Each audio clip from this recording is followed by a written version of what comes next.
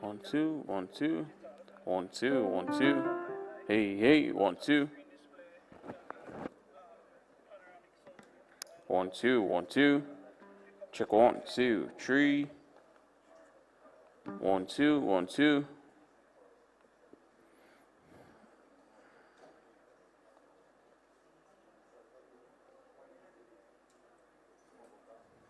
One, two, one, two.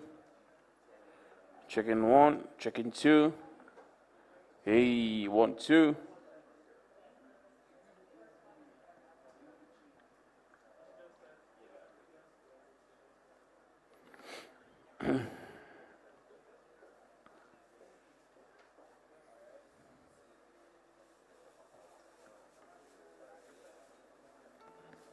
One, two. Check one, check two. One, two.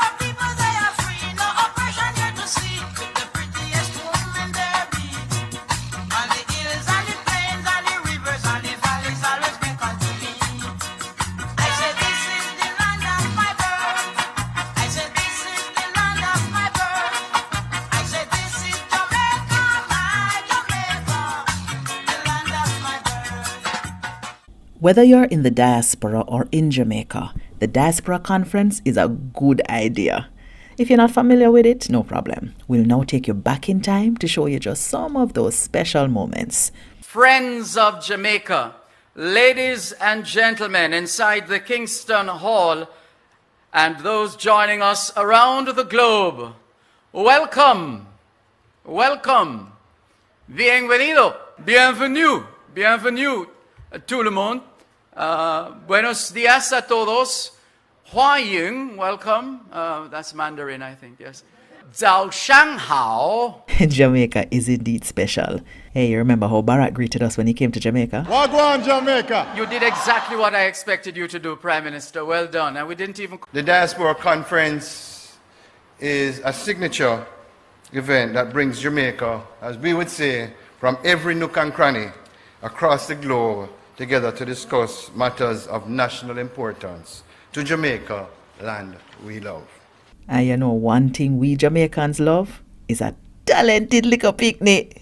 For God and all mankind, I pledge the love and loyalty of my heart, the wisdom and courage of my mind, the strength and vigor of my body. In the service of my fellow citizens, I promise to stand up for justice, brotherhood, and peace, to work diligently and creatively, to think generously and honestly, so that Jamaica may, under God, increase in beauty, fellowship, and prosperity, and play her part in advancing the welfare of the whole human race. Over the years, the Diaspora Conference has brought to the floor some powerful young people. One was a plenary called Developing Jamaica as a Key Financial Hub. I was asked today to come and talk about essentially rethinking Jamaica and revisiting the concept of what it means to do business here and how do we attract a certain level of investor. What we have done is to essentially reimagine the whole thing. And we're trying to sell the world an image of Jamaica that in some cases, if I'm being honest, doesn't quite yet exist.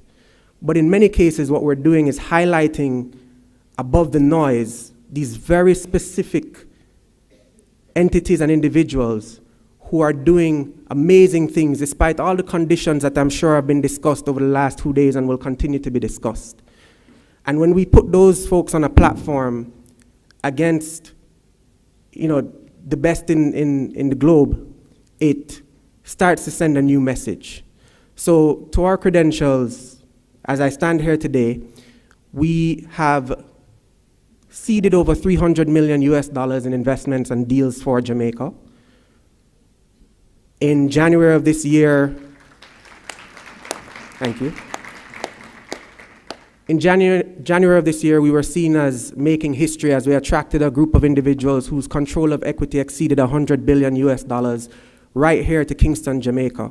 What that essentially means is that 5 private jets descended on our airport, and we believe this is the beginning of a shift in narrative for somewhere like Kingston, which around the world, while we embrace this wonderful brand, has a very critical challenge.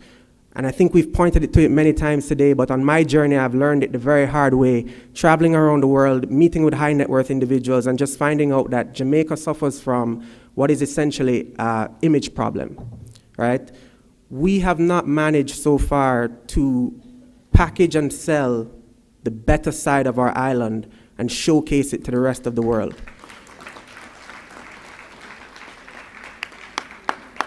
So what we're in the space of doing is creating platforms that attract wealth, innovation, influence, and big media to our island to, again, help to shift the narrative. And the hope is that we can drive a paradigm shift in the economic outlook of this country that we all love so much. Individual personal empowerment, and I'm going to tell you about mine.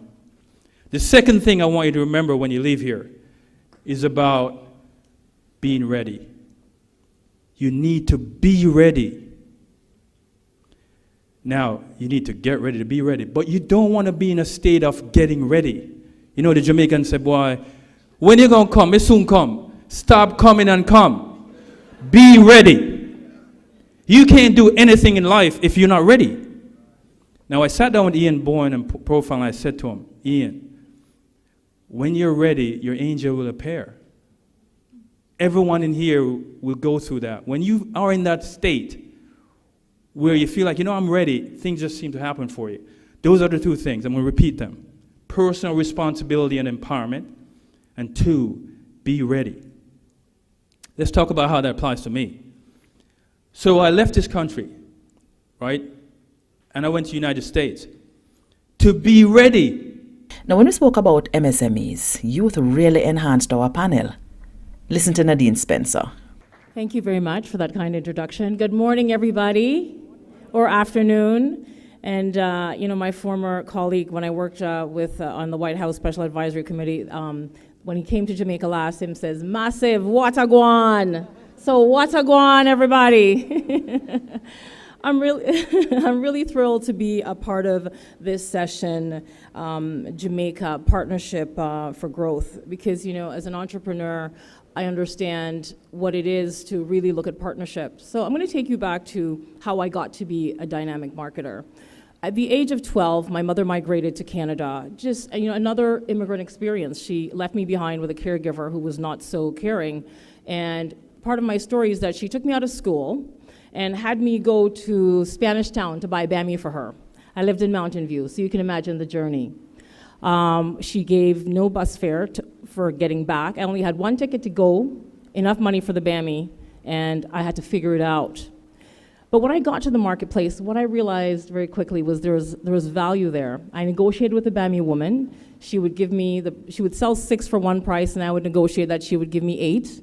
And then I would take the Bammy that I got from the woman, her name is Althea, and I'd go to another corner of the market, and I would package it. I'd buy some parchment, the little brown bag, and I would buy that and go to another part of the market, and I would sell my Bammy all nicely packaged for more money, and that gave me enough money to not only my way back home and get me lunch, it also gave me resources. My name is Asha Richards, and I'm the regional lead of the Global Jamaica Diaspora Youth Council, Northeast USA. This is a time for you to ask your burning questions, as well as to find out ways that you can be more involved in initiatives to propel Jamaica forward. So I'm calling Jamaicans from yard and abroad to save the date, June 14th through 16th. And we look forward to the Jamaica 6th Diaspora Conference as we seek to reignite the nation for greatness.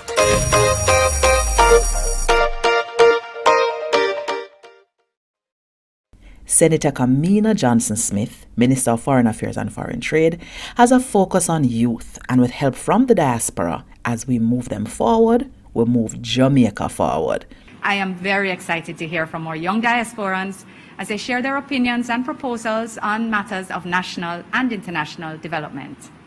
This town hall represents another dimension of our foreign policy implementation, engagement with you, our Jamaican diaspora. So even as we have just joined the Governor General in celebrating the achievements of this year's awardees, I'd like to take a moment to sincerely thank the many individuals and institutions in the diaspora who continue to support our national development efforts at different levels. We look forward to many more years of successful partnerships.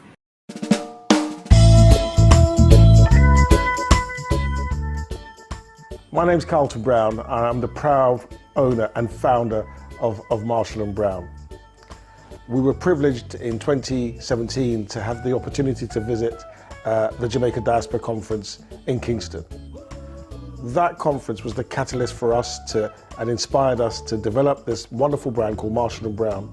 We were able to network, to meet with highly accredited international suppliers of foods in Jamaica. But it also gave us the opportunity to meet with JAMPRO, the trade and investment arm.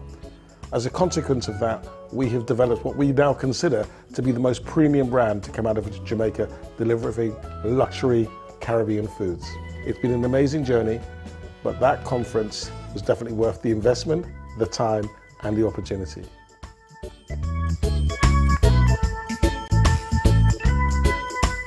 What are your thoughts about growth and investment for our little island? The diaspora dip on it. It gives me great pleasure to host this virtual meeting, town hall meeting, on this first day of the Jamaica Diaspora Sustainability Symposium. It is an absolute privilege to be able to interact with representatives of the diaspora, especially on Diaspora Day.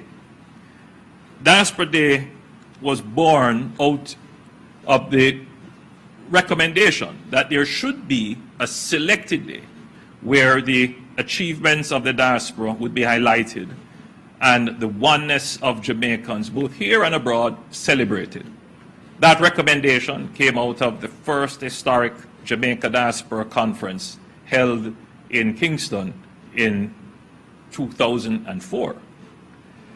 This year's symposium is being held under the theme, Jamaica and the Diaspora, Stronger Together for a Sustainable Future. Its meaning could not be more powerful and relevant. Allow me to extend my sympathy and solidarity with all those who have been affected by this pandemic. All of us have had to endure the myriad challenges which have accompanied this most unexpected and difficult time in our history. Indeed, support from our diaspora has been a critical lifeline for our country during the pandemic. According to the most recent Bank of Jamaica remittance bulletin for March 2021, net remittance inflows increased by 70% in March 2021 relative to March 2020, and by 36% for the 2021 fiscal year relative to 2020. With our foreign exchange inflows from tourism being decimated, remittances from our diaspora have been invaluable in maintaining our balance of payments, as well as our net international reserves, which remain buoyant at over US $3 billion. And with all of this, we know you still have questions. Pleasant evening. I'm here from the United Kingdom. I'm a specialist in logistics. My name is Beverly Johnson. I looked at all of the areas you're working in, and we talk about border controls. One thing I have not heard the ministry addressed is when are we going to take the footpath off the ports to protect the country? I live in the United Kingdom. I'm in logistics. I've never seen the face of a customs officer. Everything is done electronically. My goods are inspected without my presence. And so you're able to have a better sense of security, the kind of arms and ammunitions you're seeing, the kind of drugs movement you're seeing. If ever we have a port system that operates as a port and an off-port system that deals with inspection, you would have seen a better result in terms of protecting your borders. And even more questions. Retired basketball coach, now living in Kingston. I can't help but observe that most of the folks coming from abroad, one of the persistent questions they keep asking is, how do we get involved? How do we invest? And most panels so far are vague in their response. Today, I'm glad that you're not. I am quite impressed with your presentations. However, the question lingers. Are we asking the diaspora to invest or to sponsor? I think we need to be clear on how they can do either. The other question I have is, we have great ideas floating around many quarters of Jamaica. How do we bring those out and help them monetize those ideas? They lack the vision, the knowledge on how to go about that. Is there a vehicle available here, especially in the social development? Is there such a vehicle that people can come to you with their ideas and you say, maybe this is how you should go about it? Let's now enjoy the best export we have from Jamaica. Of course, it's music. Get crazy. They all want to hear us chat some patois like Miss Lou. Hey, so let's wave the black, the green, and the gold. Jamaica, one people, oh, one country, oh, hey, spreading love everywhere we go. Hey, one people, oh, one country, oh.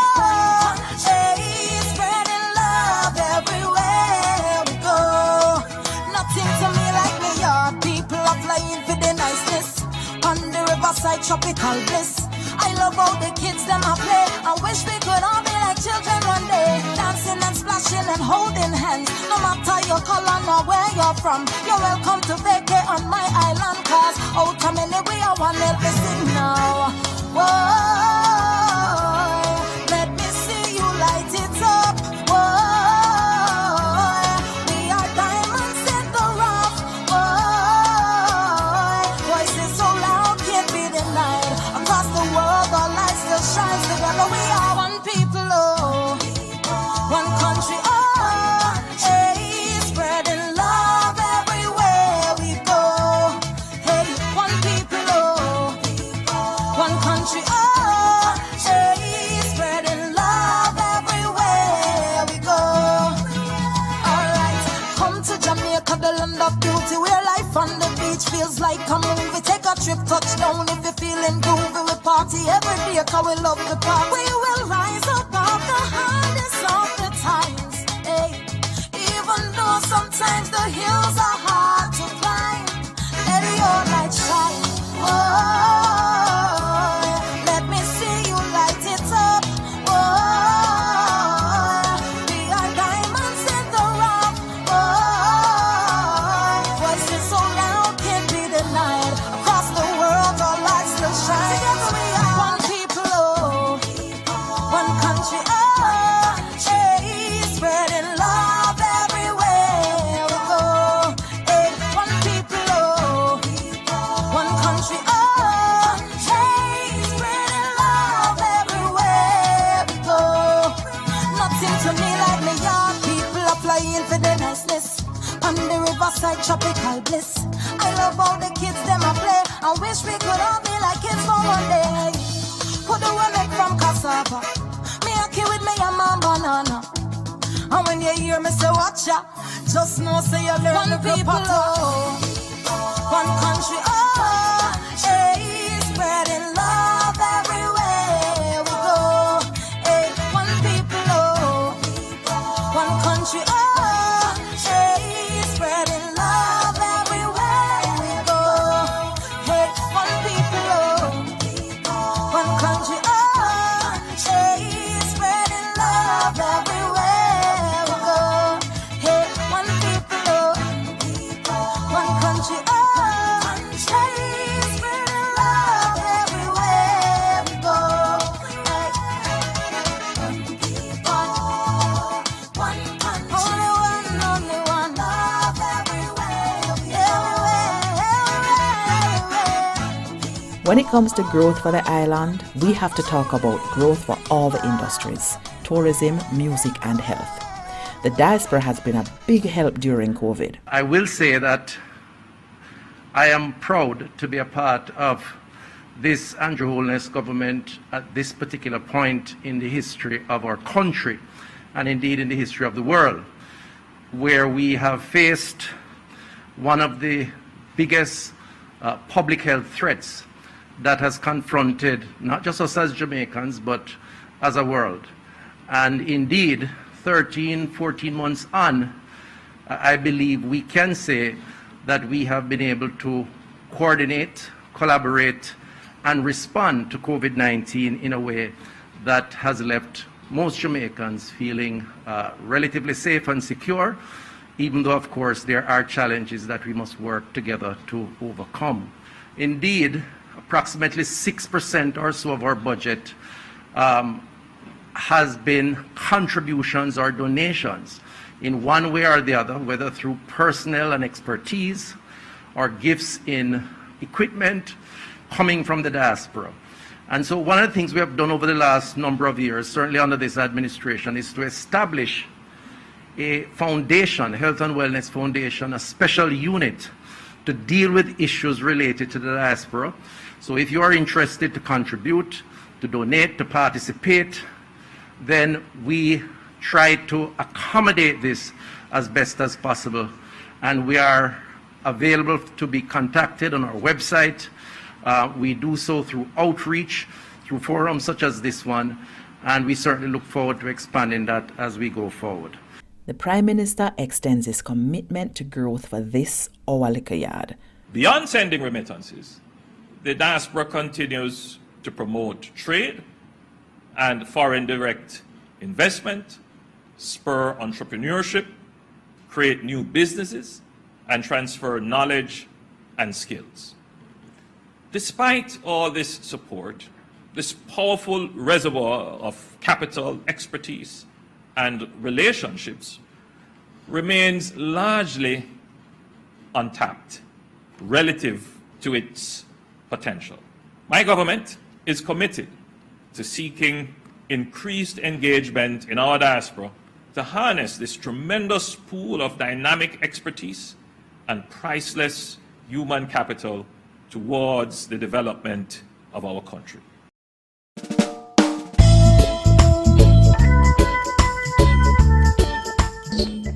My name is Maudie Lawrence and I'm involved in higher education in Germany. I'm looking forward to participating in this conference to see how I can partner with other Jamaicans in the diaspora who are passionate about education.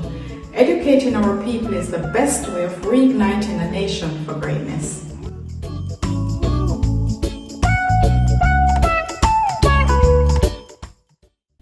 With all the lessons from COVID, if you're there or abroad, we have to pull together. That's how we're going to reach those sustainable development goals for 2030. Jamaica has to be there with the rest of the world. Our mandate, simply put, our goal, directive, is to advance Jamaica's mission of Vision 2030, which aligns directly with the 17 Sustainable Development Goals of the United Nations.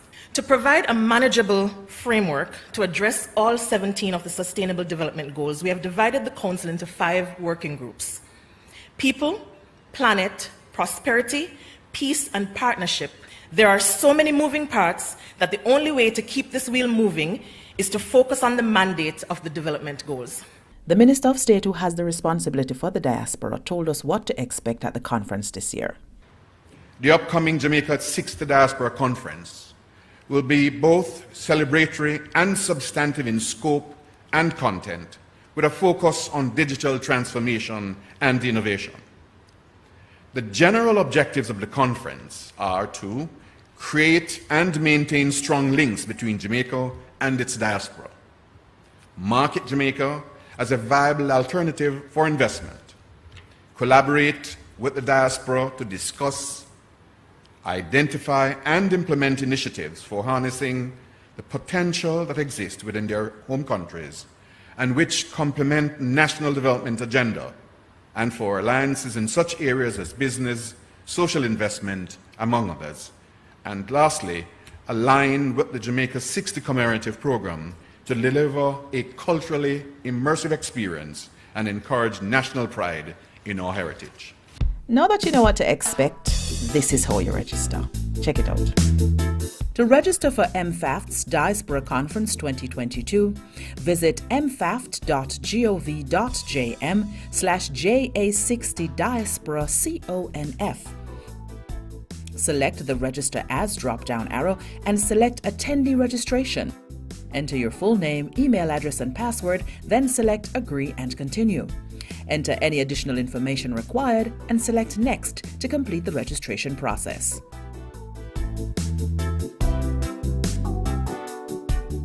Once you have logged in or registered, you will see the newsfeed. The newsfeed shows updates and posts from the event admin, sponsors, and other attendees. To post to the newsfeed, select Here and type your message. You can select the photo video icon or the emoji to add an image or feeling to your post, and select Post. Select Exhibitor Hall to the left of your screen to see virtual booths from the event's sponsors. Click a booth to visit it. Use the various links to interact with the sponsor's brand. Select the Next Booth or Previous Booth buttons at the top of the page to navigate. Leaderboard. The leaderboard shows the ranking of the attendees by points. Points can be collected by visiting certain pages on the platform to qualify attendees for prizes. Select Collect Points on the leaderboard to see where you can visit to get uncollected points. Briefcase. Various items through the platform can be added to your briefcase. Such items are indicated by a briefcase icon next to them. Attendees are able to download these items and retrieve them from their briefcase. Live stream. You can see upcoming sessions in the Schedules tab. Sessions can be added to your calendar to ensure you're notified in time to join and to be easily accessed. While a live stream is active, you may simply select the live stream button on the left of your screen or select the video icon that is always at the top of your page.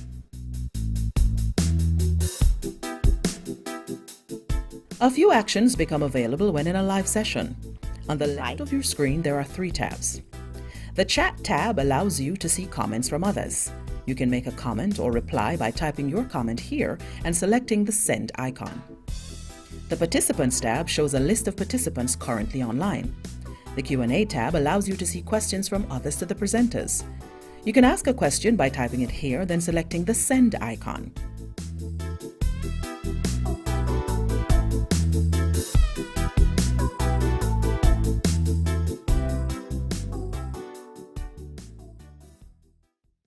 The Group CEO of Grace Kennedy, Mr. Don Webby, said it best. We need to remind ourselves that we have a rich culture, heritage, and a legacy as a country. I truly, truly believe Jamaica is the best country in the world. I believe that from the bottom of my heart. And I know we all feel a sense of pride when the black, green, and gold is flown high. When we touch down on the soil after time away from home, when we hear reggae music playing on the airwaves, and of course, I could not leave out this one, our jerk chicken and jerk pork with roast breadfruit and a little grey sauce on top of that. So we all love Jamaica, and we want the best for Jamaica. I have never been more positive about our country in all my entire life, as a private sector leader and as a citizen of this country. And I say it everywhere I go in the world, my team can tell you, Jamaica is the greatest country in the world. Jamaicans, it's time to get to work. Let's reignite this nation for greatness.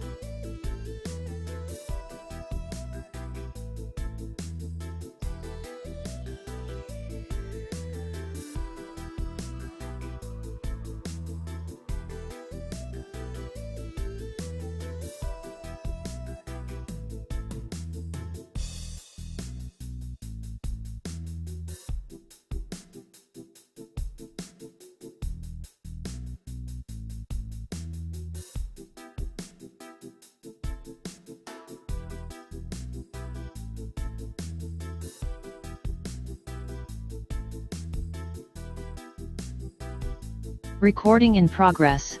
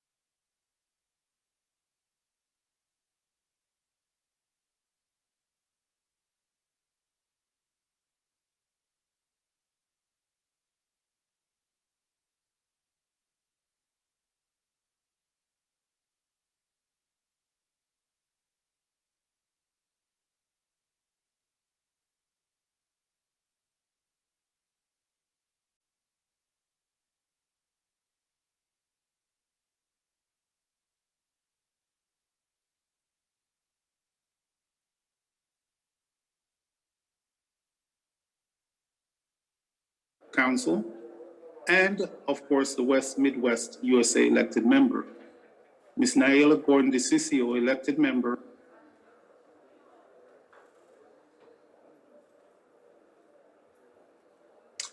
Hello, my name is Wayne Golding, and I serve as a team lead for the Peace Working Group of the Global Jamaica Diaspora Council. The other members of the Peace Working Group are Mr. Kevin Jr., Sector-Based Citizen Security, Ms. Shauna Chin, Vice Chair of the Global Jamaica Diaspora Council, and of course the West Midwest USA elected member, Ms. Naila Gordon DeCiccio, elected member from Canada, and Mr. Nathaniel Pete, elected member of the United Kingdom South. Serving as our secretary is Ms. Lisa Brian Smart, Assistant Director of the Diaspora Affairs Department in the Ministry of Foreign Affairs and Foreign Trade. After intense research by members of the Peace Working Group on the issues surrounding the broad mandate and concept of peace, the group had its inaugural meeting on March 28, 21.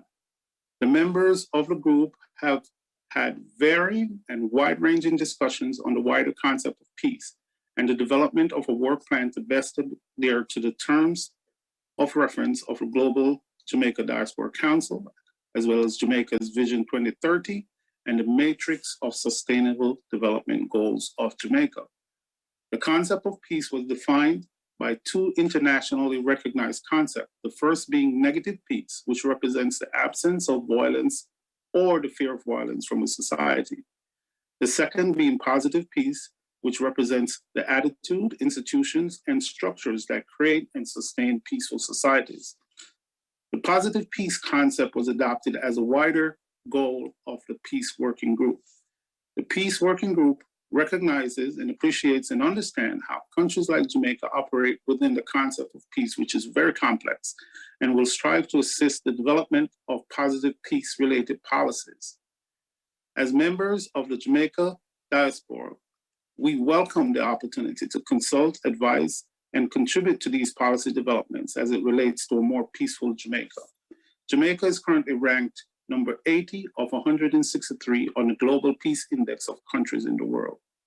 Our strategic policy will follow well-functioning government, sound business environment, equitable distribution of resources, acceptance of rights of others, good relationship with our neighbors, free flow of information, high levels of human capital, and low levels of corruption.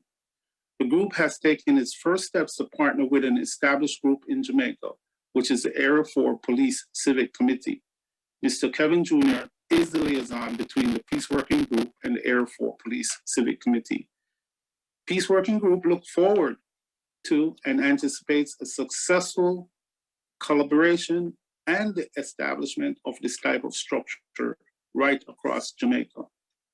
On behalf of the Peace Working Group, I wish to welcome you to this year's biannual Jamaica Diaspora Conference and hope that it will further be a medium for the recalibration and continued cementing of the meaningful relationship between Jamaica and its awoken diaspora.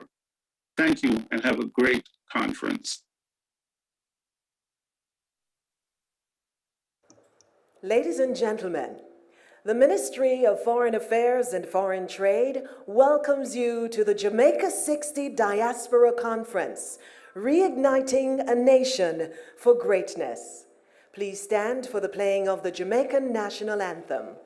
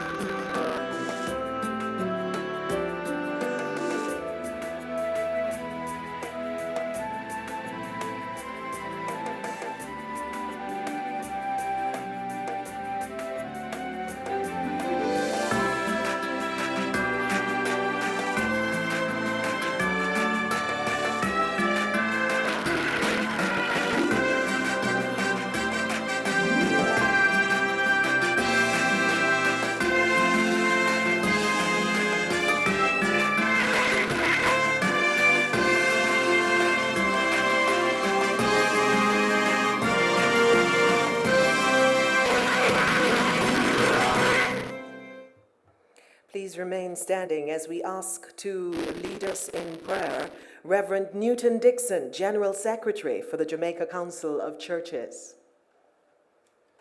Let us compose our hearts for prayer. Eternal and sovereign God, we acknowledge your sovereign authority over the world and all that dwell within it. We acknowledge you as the source of true wisdom and knowledge, and that from you all blessings flow. Gracious God, we thank you for your grace, compassion, and mercy, which are bound up in your love towards us, and for the provisions which you have made for us to live our lives to the fullest. We thank you for the gift and work of the Jamaica Diaspora Conference 2022. We thank you for the many persons who have labored assiduously to help this organization to embrace high ideals and pursue glorious goals.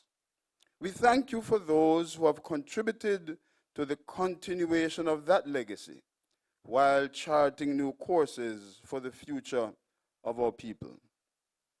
Giving God, we thank you for this opportunity to reflect on the meaning of the connectedness of our common destiny as people who have emerged from the burdensome yokes of the past. We pray that the ensuing exchange of ideas will indeed help to transform Jamaica, our blessed and beloved land, the common incubator of our development and our dreams. Lord God of hope, yes, we do dream for a better Jamaica, a brighter Jamaica, and a more beneficent Jamaica. Bless your servants, therefore, God, on whom the mantle has fallen to address us, that they will inspire us, ignite our imagination, and incite our resolve to work harder and persevere longer for the Jamaica we desire and dream of. Bless this conference, O God, so that all of its outcomes will be relevant to the days in which we live, and help us to grow in our commitment to the principles of integrity, accountability, responsibility in our personal and corporate lives. Bless all the stakeholders who will interface with the machinery of this conference and cause that they too will hear and heed the call to serve and work with a consultative, cooperative, and collaborative spirit. So before you, we pray that you will continue to undergird it with your almighty power, the power that transcends all obstacles, barriers, and divisions, and transforms all of our efforts to the success of attaining equity, decency, and respect for the name of our Lord God. Amen. Amen. Thank you, Reverend Dixon. Please be seated.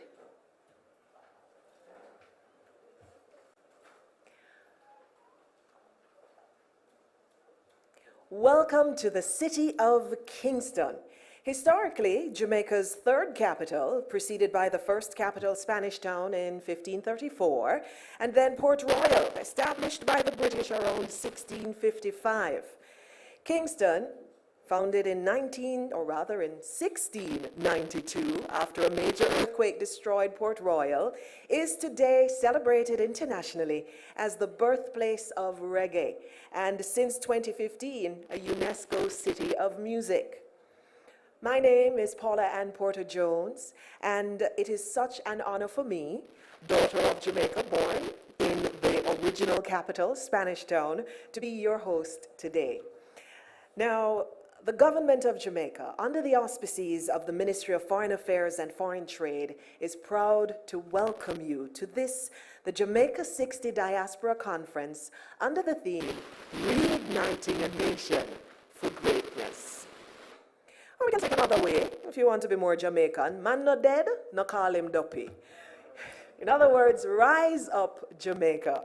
Now, as long as we Jamaicans have life, there is hope for us to find a way to achieve our goals that have been set out in the Vision 2030 National Development Plan and the aspirations that are outlined in the draft National Diaspora Policy.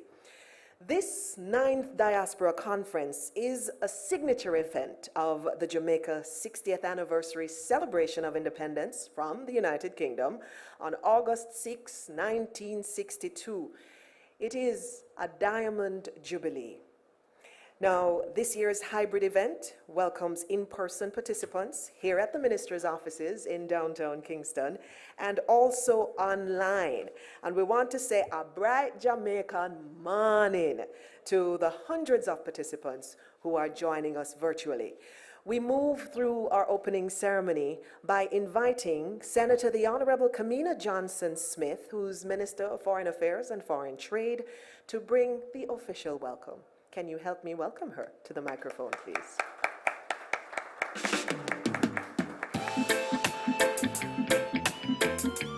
Madam Master of Ceremonies, Mrs. Paula Ann Porter-Jones, colleague members of Cabinet, Mr. Mark Golding, Leader of the Opposition, Senator the Honorable Leslie Campbell, Minister of State in the Ministry of Foreign Affairs and Foreign Trade, Ambassador Luis del Solar Dorrego, Ambassador of Argentina to Jamaica and Dean of the Diplomatic Corps, Ambassador Noah Perry, Ambassador of the United States of America to Jamaica, Ms. Jackie Wright, Chief Digital Officer and Corporate Vice President, Microsoft US, and our very special guest presenter today, Senator Don Webby, Group CEO, Grace Kennedy, and Chairman of the Jamaica 60 Diaspora Conference, other legacy partners, and allow me to please recognize the Honorable Earl Jarrett of the JN Group and Mr. Courtney Campbell of the Victoria Mutual Group in particular.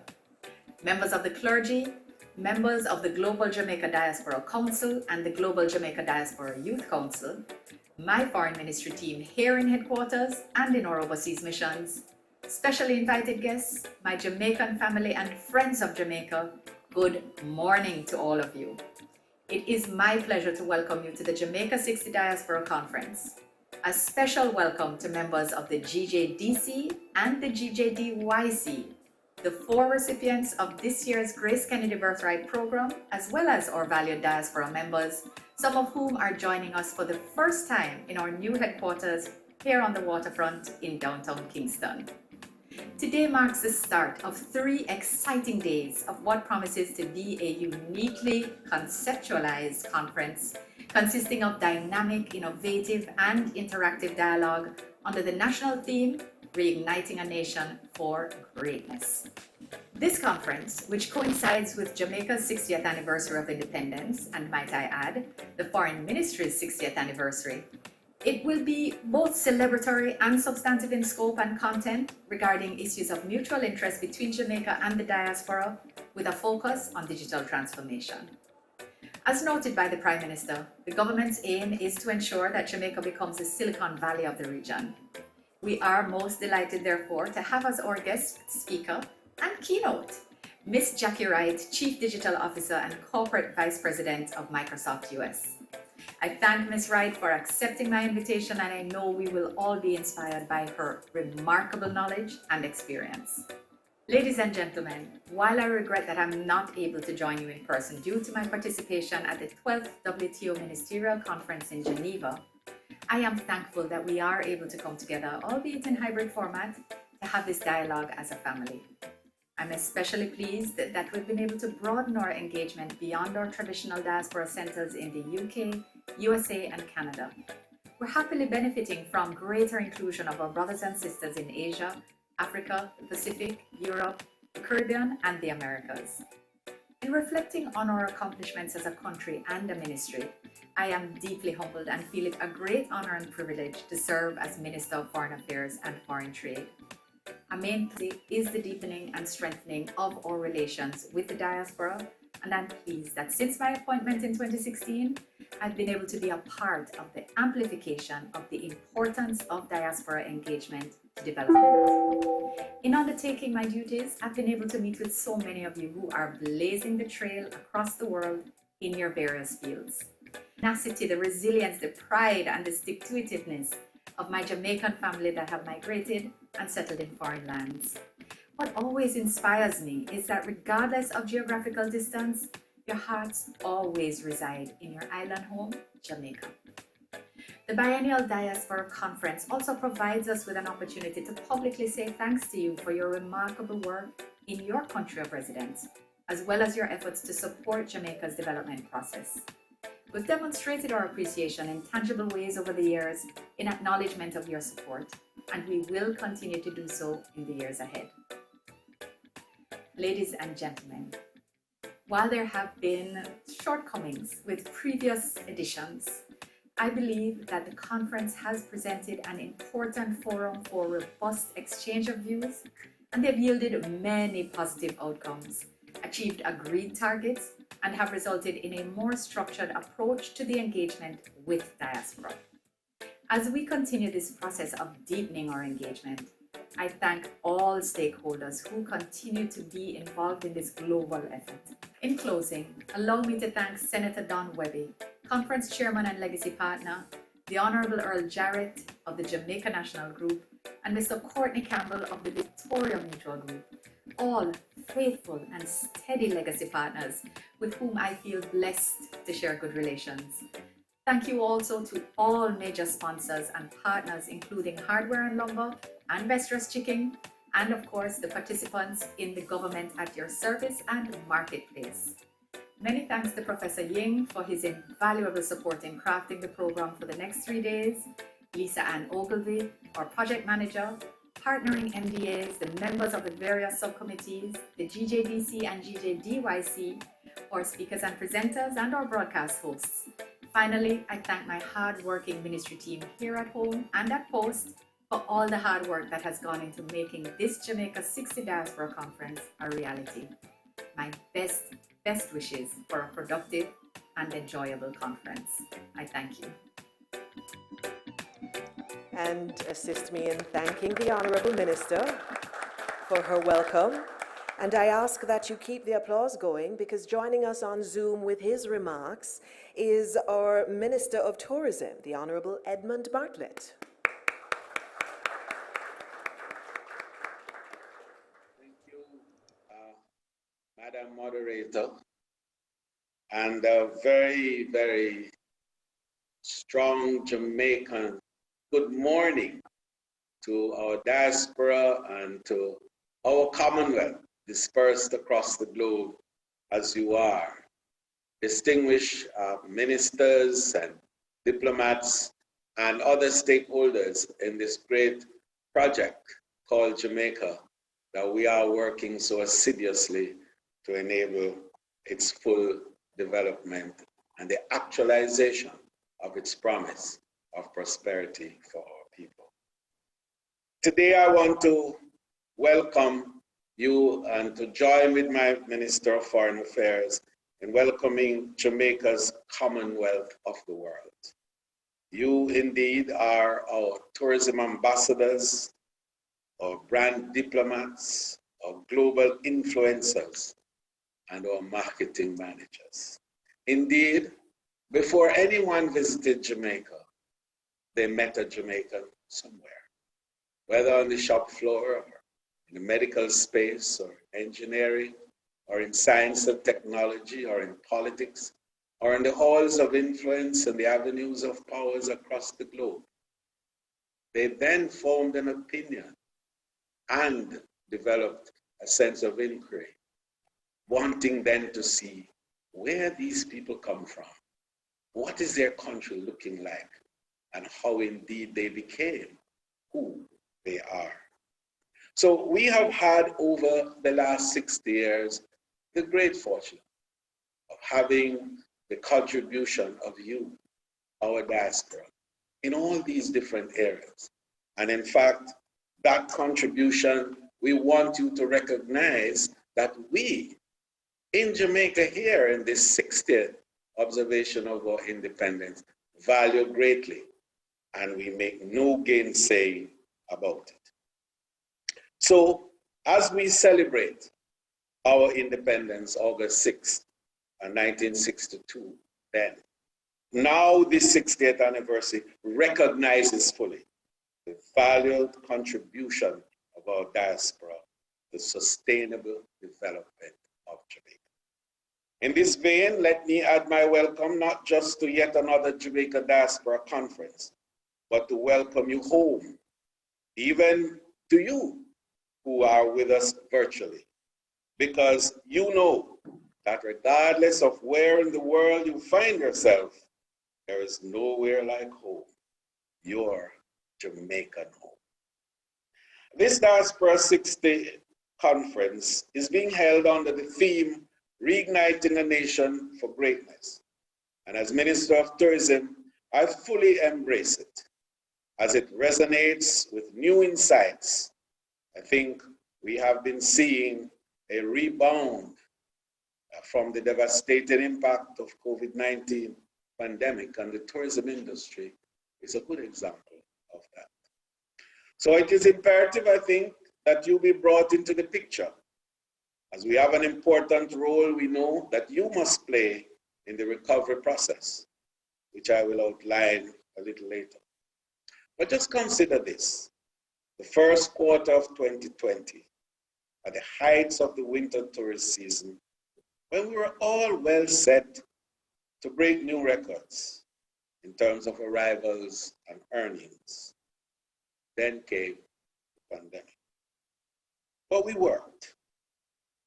And as a resilient country, we're not daunted by challenges.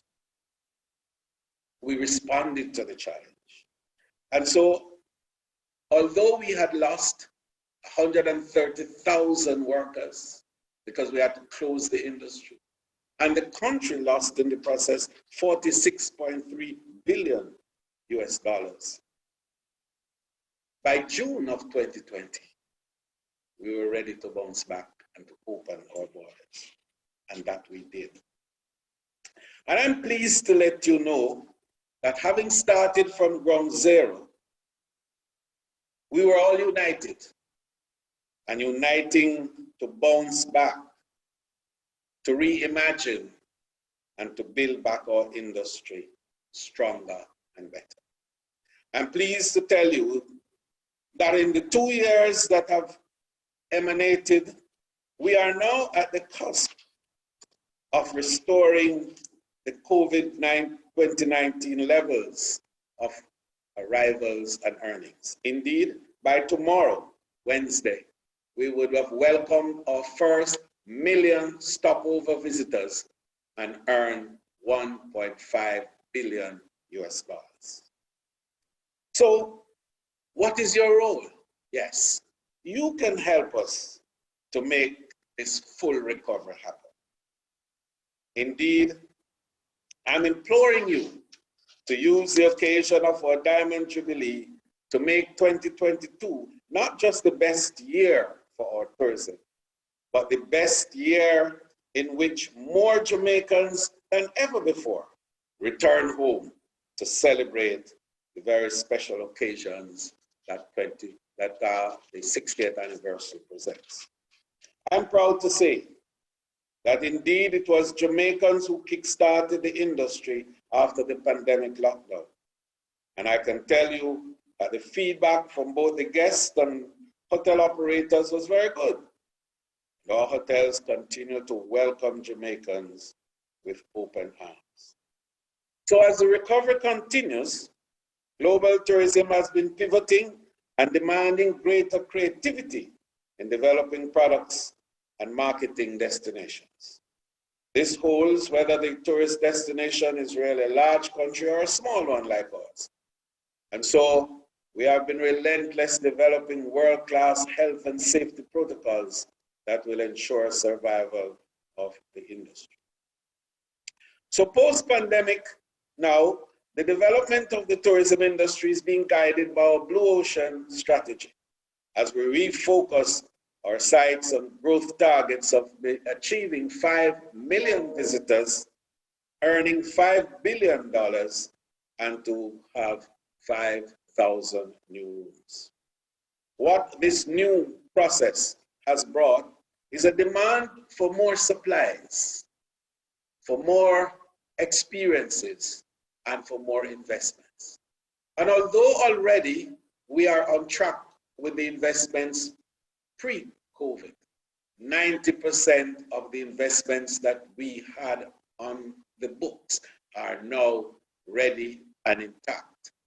We break ground a few weeks ago. We are going to break ground again in another few weeks, and we will have about 8,000 new rooms over the next 5 years. But our focus is now on our local people and our diaspora to invest more in tourism. The supply chain disruptions invite new opportunities for investment by our diaspora in the services and the supplies that the industry needs. Nearshoring is a huge new prospect, and the energy and excitement of it should bring more of our own people into the mainstream of investing in this area, providing supplies not just for Jamaican tourism, but indeed for the Caribbean and the other parts of the world where brands that are located in Jamaica also have access. So we're inviting you to participate with us in the recovery in a very strong way, not just from the point of view of the remittances, which we really, really love and want, but also from hard investment in the whole process of building capacity to enable prosperity for our people. So thank you so much again for being the partners that Jamaica needs, our Commonwealth. Help us to make the next 60 years the success story that Jamaica is destined to be. May this conference ignite a new energy, create a new forum for deliberations and discussion, but close with a resolve to make Jamaica the greatest idea the world has ever had. One love. Thank you, Minister Bartlett. I like that, to make Jamaica the greatest idea the world has ever had. To bring her remarks in person, it is a pleasure to welcome the Minister of Culture, Gender, Entertainment and Sport, the Honorable Olivia Grange.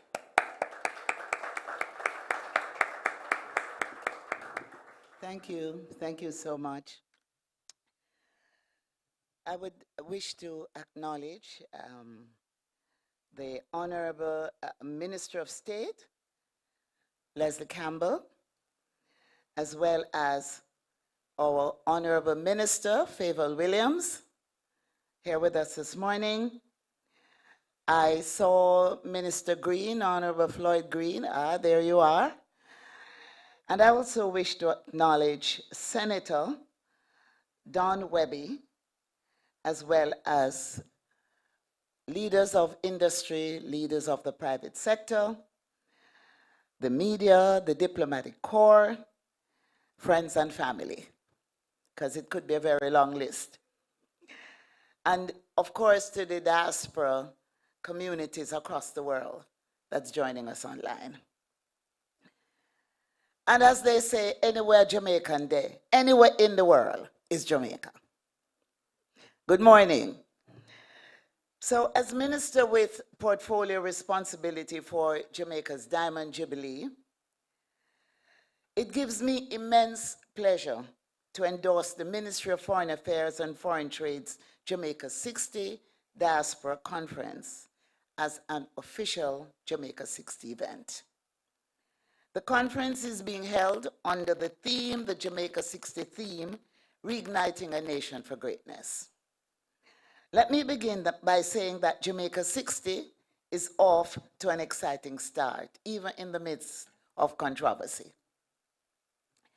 We kicked activities off in February with the only month-long reggae festival in the world, Reggae Month, Jamaica. It was 29 days of roots, rocking reggae music, educational seminars, and of course, Jamaican cuisine. We then went on to our launches here in Jamaica on April the 13th, and in the main diaspora centers across the world. So in March, we did Toronto. In April, we did Birmingham. And also we did London. And then we went on to the Penn Relays, where we created history as usual with our athletes' great performances. And then we launched in New York in May and in Florida also in May. There are a couple more stops to make overseas. We're going to one of the largest churches that's headed by Grace Jones' brother, Bishop Jones, and we'll be doing a special launch in LA. So we're really off and running. We're now gearing up for the highlight of the Jamaica 60 celebrations in the summer. Activities start with a bang on Sunday, July 3, when we go in search of a Jamaica 60 Jamaica Gospel Star, like Rising Star. This will continue for 5 weeks and will culminate in a grand finale in the Jamaica Festival Independence Village at the National Indoor Sports Center, where that village will run from the 30th of July through to August 6.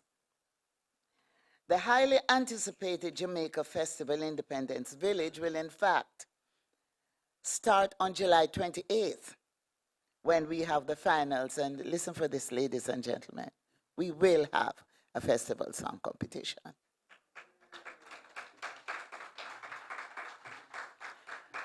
What we have decided to do is to create a narrow window of 1 week and to invite new entries. And I have been networking the industry to get good producers, good songwriters, and performers on board so we can come up with 10 songs. And we will have a festival song competition. And then, of course, in addition to that, we will have our Jamaica 60 commemorative album, which will feature Coffee, Shaggy, Sasko, Ome, and a number of others to be announced. So I just want to say to the diaspora and to Jamaicans here at home that we will have a festival song competition and we will have quality entries. So let me give you a quick overview of the schedule for the Jamaica Festival Independence Village. On Thursday, July 28th, the finals of the 2022 Jamaica Festival Song Competition. On July 30, finals of the Jamaica Gospel Star Competition. And Kevin Downswell is a product of the Jamaica Gospel Competition. On Sunday, July 31st, we will have, and this is a special service, we normally have a national service for independence, and this will be an interfaith service. On Monday, August 1, we will have the coronation of the Jamaica Festival Queen. On August 2, we will have a special event being co-hosted by the ambassador from Nigeria and the ministry, and it will be called Return to the Motherland. On Wednesday, August 3, we'll have Melaga Round. On August 4, we'll have a Jamaica Film Festival. And on August 5, Jamaican Music Through the Years, when we will have an array of all the festival songs over the years. On Wednesday, July 27, the Governor General will be hosting his reception. On July 29, the JDF will have a special parade, which is a mini military expose. We will have the Civil Emancipation Jubilee on July 31st. On August 1, Emancipation Day, we will have our civic ceremony in National Heroes Park. And again, we are reintroducing the Independence Float and Street Parade, and that will be held on Emancipation Day. Because if we held it on the 6th, the National Stadium could not accommodate the crowd. And of course, on August 6th, we will have our grand gala. So the role of the Jamaican diaspora cannot be overstated, and especially this year, as Jamaica celebrates 60 years of independence. And we say thanks for the diaspora's continued support. So Jamaicans across the diaspora continue to have an immense impact, such that the texture, the color, the totality, and the culture of the UK, USA, Canada, and other diaspora communities have changed forever because of our presence. We look forward to the Jamaican colors lighting up Niagara Falls on Independence Day, and our watch parties where we will see what they're doing and they will see what we are doing. And so as I close, I want to say that Jamaica 60 provides us with an opportunity to unleash even more forcefully the power and prowess of our Jamaican diaspora. It provides us with another occasion to situate Jamaica and Jamaicans among the world's most tenable and globally acclaimed brands and culture. As we seek to sustain our nation's greatness, let us reignite the fire.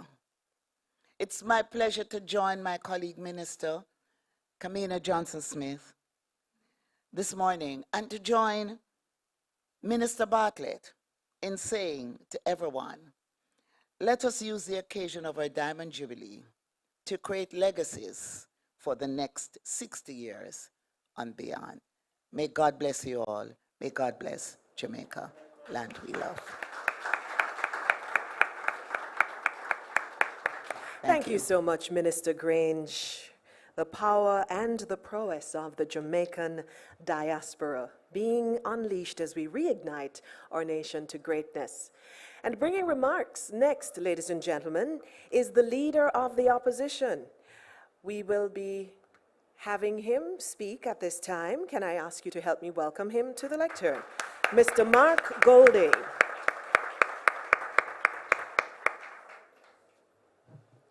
Thank you, Madam Master of Ceremonies. Minister Johnson-Smith in absentia, Minister Bartlett in absentia, Minister Grange, I see Minister Green, Minister Faber-Williams here, and of course Minister of State at his home base, Leslie Campbell.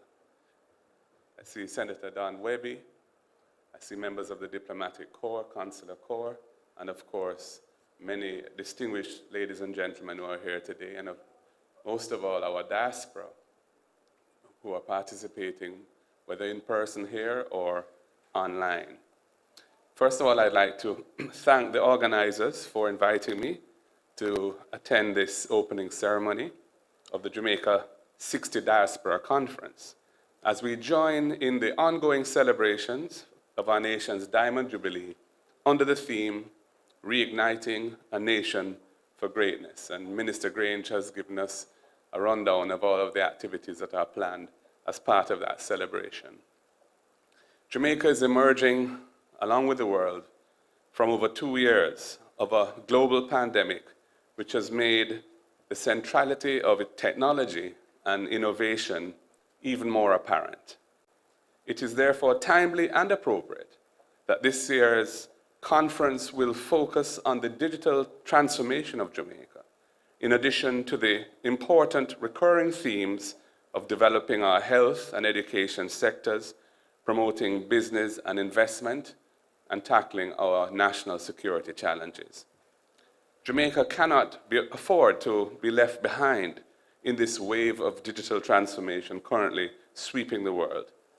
Digital transformation is enabling us to increase connectivity between Jamaicans at home and in the diaspora in increasingly efficient, affordable, and seamless ways, making it so much easier for us to interact with each other and to be productive in those interactions.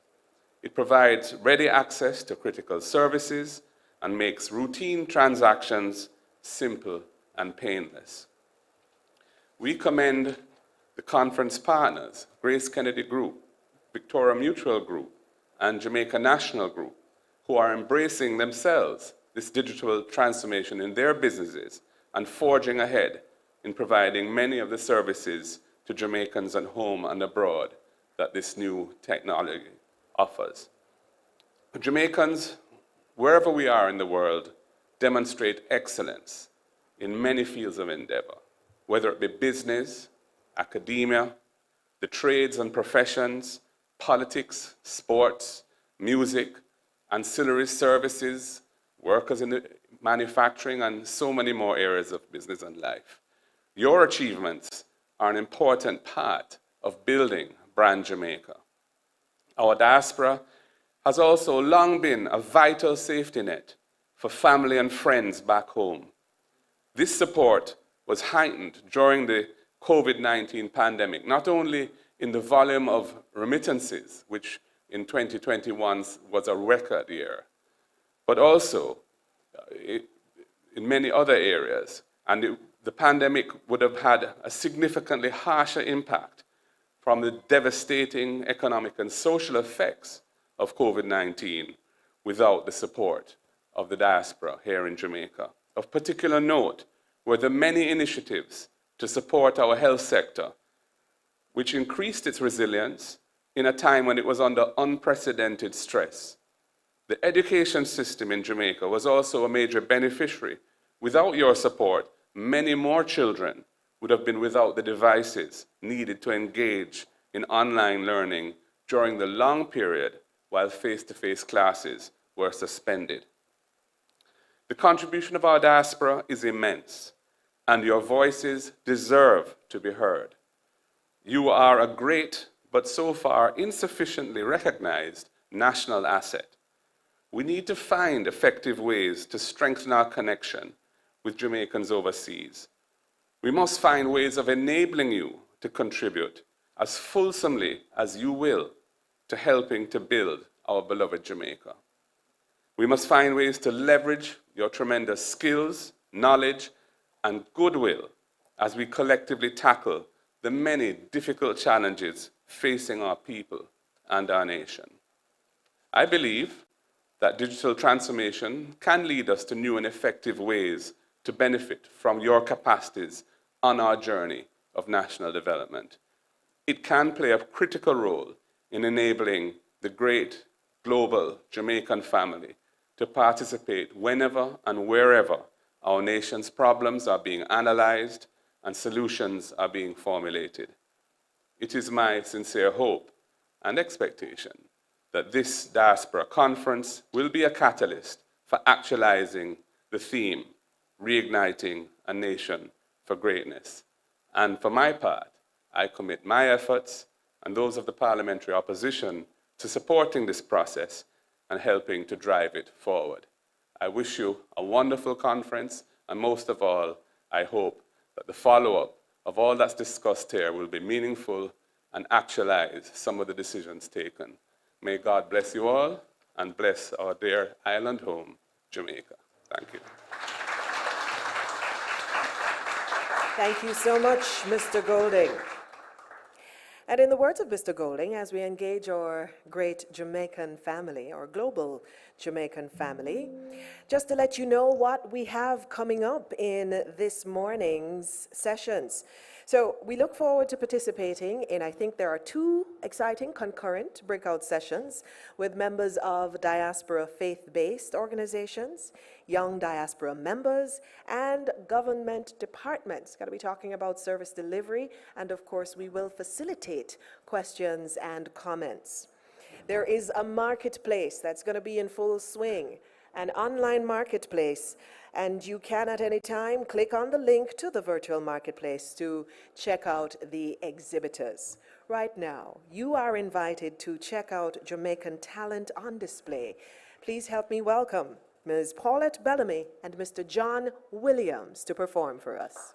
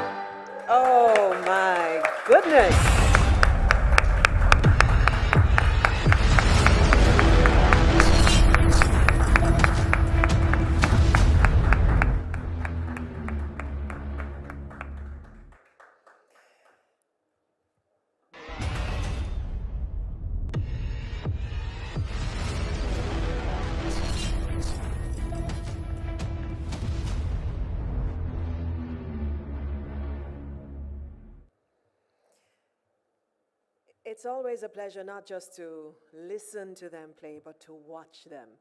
Those veteran performances, the performers, years of performances, and the way they communicate throughout the performance. So one more time, please, for both of them. Thank you so much, Paulette Bellamy, John Williams. We now move back to the other part of our program, and we are asking you to help us welcome member of the Global Jamaica Diaspora Youth Council, Ms. Aisha Richards. That should be Asha Richards at the microphone.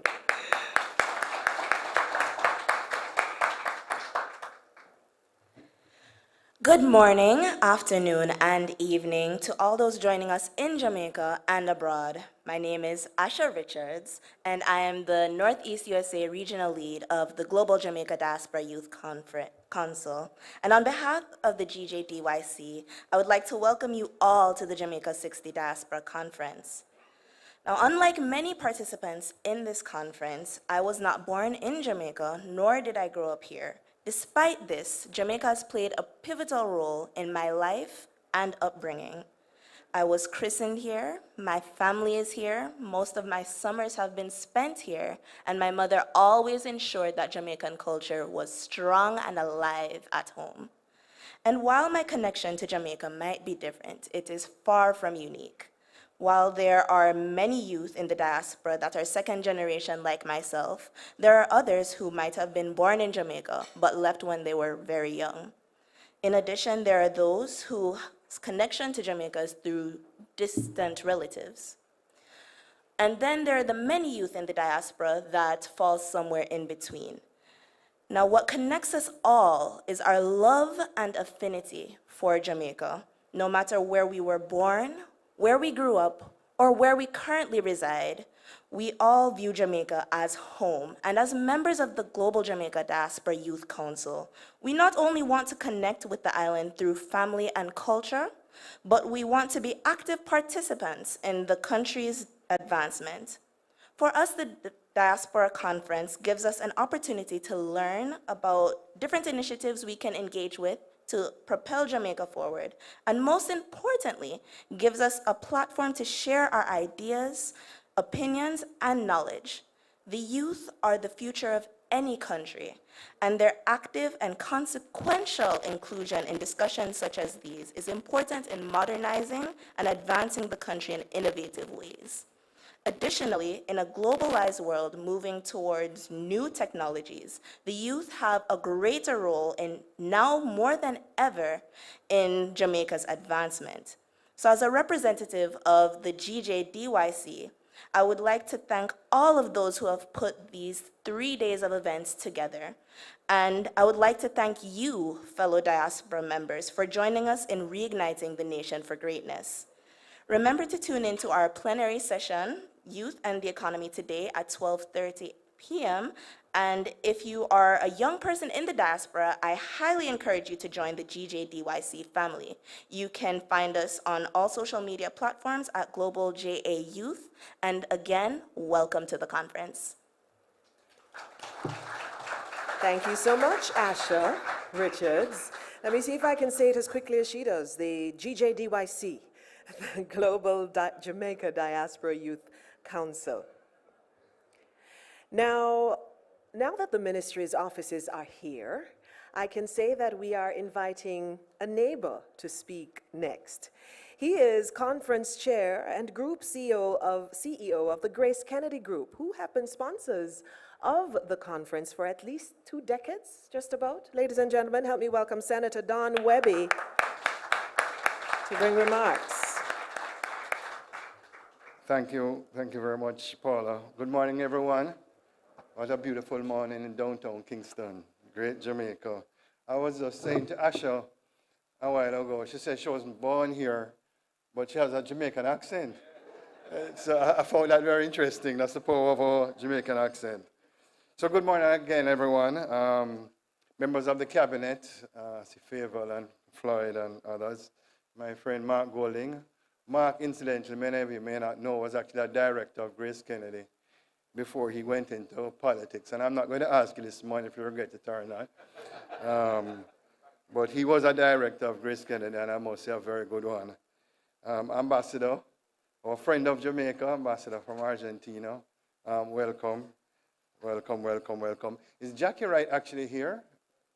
Hey, Jackie, sorry, stand up and give her a big round of applause. You know, Jackie is what we refer to. Jackie, I'm so proud of you. You're the epitome of somebody from the Jamaican diaspora who has been very successful. We're all so proud of you, Jackie. And thank you for joining us as our special guest presenter. My good friends, Earl Jarrett and Courtney Campbell, welcome. They have been on this journey from 2004, guys, and we have been doing well. Thank you so much. Members of the clergy, the Global Jamaica Diaspora Council and the Jamaica Diaspora Youth Council, specially invited guests, Jamaican family and friends of Jamaica, conference participants online and in person, good morning, good evening. So whether you're from Negril Point in Hanover, or the cool hills of Manchester, the beautiful plains of St. Thomas, or the hills and valleys of St. Elizabeth, Sir Floyd, a warm welcome to the Jamaica 60 Diaspora Conference. What a privilege it is for me to serve as chairman of this year's conference during Jamaica's Diamond Jubilee of Independence and Grace Kennedy's 100th year in business. You can give me a round of applause, you know. It gives me great pleasure to participate in this morning's opening ceremony. I think this week's event will go down in history as our first hybrid diaspora conference and the first conference where Jamaicans from as far away as East Asia will connect with their counterparts and all over the world to partner for a better Jamaica.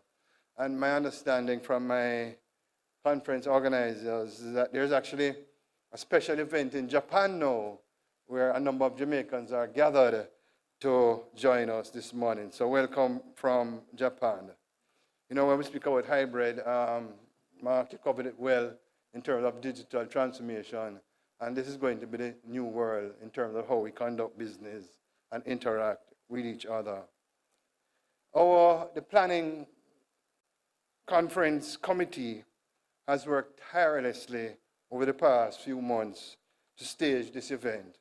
And I would like you to recognize them and give them a big round of applause for their effort, including my good friend who has been with us for a long time, Sir Neville, stand and be recognized. Sir Neville Ying. May I say, no stone has been left unturned to ensure we deliver a superb, interactive, and engaging conference. A big thank you to the conference planning committee. Really, really appreciate your efforts. Conference participants, thank you for joining us this morning. Please spread the word about this event. It's not too late to join us and help us to lay the plans for achieving our nation's 2030 vision to make Jamaica the place of choice to work, raise families, and do business. As conference chair, and on behalf of every person and organization that has played its part to make this week possible, thank you, thank you, thank you, for we really value your contribution to make the conference a success. The truth is, colleagues, the truth is that the wealth of knowledge, expertise, experience, and patriotism that is represented in this room and in the virtual space is an example of what is good about Jamaica. Together we create a unifying force, the spirit of Jamaica, and we have the power to reignite Jamaica for greatness. And so, I'm happy to be here with you today because Jamaica needs people that have a vested interest in seeing our Jamaica shine, to work together to propel each other and our nation forward. You could have been anywhere else in the world, but you choose to join us here, and I thank you. This is a win for Jamaica. I'm looking forward to the action items that will arise from our discussion. Let me say it again. I'm looking forward to the action items that will arise from our discussions. Through partnership, I know that we can place Jamaica on the path to become the great nation it is meant to be. The last Diaspora Conference in 2019, which I had also the privilege of chairing, really facilitated robust debates and discussions and explored new pathways to collaborate and support the diaspora in their respective locations. Of equal importance was the participants' involvement and interest in Jamaica's national development processes. During the last conference, we spent a lot of time discussing the national diaspora policy, and since then, the policy has been approved by Cabinet. I am looking forward to discussing the next steps for implementation of the national diaspora policy during this conference. I'm in full support of a detailed implementation plan with timelines. And you probably have heard me say in my capacity as CEO of Grace Kennedy, what gets measured gets done. So again, congratulations to the Ministry of Foreign Affairs and Foreign Trade. We're having a vision 18 years ago to convene this event and engage the diaspora in this way. Under the leadership of the Minister of Foreign Affairs and Foreign Trade, the Honorable Kamina Johnson-Smith, and the Minister of State, my good friend Leslie Campbell, the ministry has been doing well in creating and strengthening the Jamaica alliances. I would like to take this opportunity, this opportunity to wish Minister Johnson-Smith all the very best with her candidature for Commonwealth Secretary General. I have no doubt that she will do a fantastic job. I must also extend my sincere thanks to the Most Honorable Prime Minister, Andrew Holness, for his support for this event. The conference is truly befitting our Jamaica 60 celebration, and we are proud that it has become a part of this monumental milestone in our nation's history. By the way, I was very happy to hear from Minister Grange that we're going to have a festival song this year. I must say I was truly disappointed when I heard the news. And in fact, I'll share a secret with you. My first, and I don't know if you guys know it, maybe some of you are too young, my first memory of a festival song, well, Courtney will remember, and I'm sure Earl, is Oh Cherry, Oh Baby, Eric Donaldson, 1971. Obviously, I was still in short pants, Ambassador, but I have a good memory. So, Oh Cherry, Oh Baby. Yeah, that was a nice and catchy tune. So let me also say to GK fellow legacy partners, Jamaica National, Earl, big respect, big respect. You have played an integral role in keeping this conference going over the years. Sorry, the graduate of Grace Kennedy and the now president of Victoria Mutual, Courtney Campbell, I salute you, sir. Well done. Thank you for your unwavering support of the conference over the years. I really thank you. A big thank you also to other conference sponsors. I see Best Drex is here and Hardware and Lumber and a number of others. Thank you so much for rising to the occasion and making the resources available this year. And I have been reliably informed that we raised enough as required by our budget. So thanks again to all our sponsors and our legacy partners. Thank you. There's so much in store, and I know that we'll have a wonderful time. I'm looking forward to hosting the conference participants this evening at the GK Hospitality event, which will be streamed live online and will feature live performances by Tony Rebel and our brand ambassador, Ding Dong.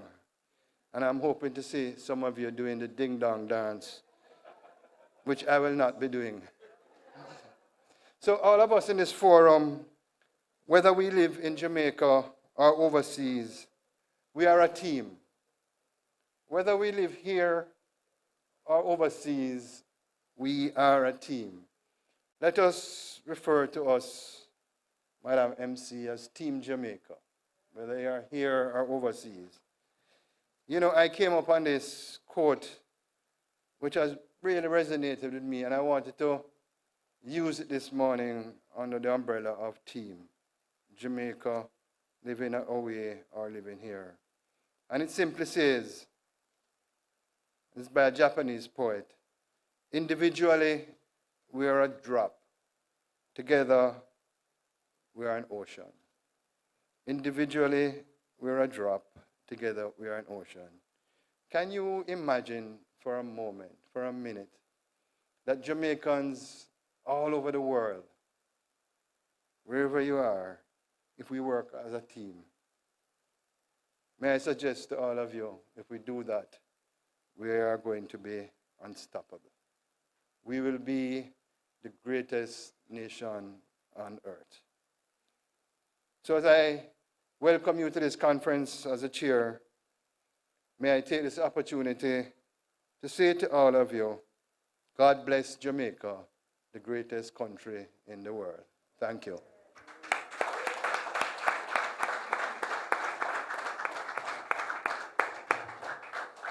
Individually, we are a drop. Together, we are an ocean. Thank you so much, Senator Webby, Conference Chair, Group CEO for Grace Kennedy Group. Ladies and gentlemen, we have just one more speaker in our closing ceremony today. And that is, of course, Minister of State in the Ministry of Foreign Affairs and Foreign Trade, Senator the Honorable Leslie Campbell. Can we welcome him, please, with the Conference Decoration? I know at these conferences you get used to seeing a lovely face. That face is in Geneva this morning, so I'm merely deputizing. So, but I want you to get used to the idea that you won't see that lovely face for too much longer after June 24. So this is just the dry run. I'm just following on what Senator Webby has said, that he expects that a certain outcome will follow from the event taking place in Kigali on June 24. Mr. Mark Golding, and let me thank you, Madam Porter-Jones. My friend, Mr. Golding, he sort of set the tone as to where we're going today. I don't know why he chose to steal from Miss Wright, but I suppose he has the privilege of being the leader of the opposition, and so he did a little thing there. Senator, the Honorable Kamina Johnson-Smith, who is unavoidably absent today at MC 12 in Geneva.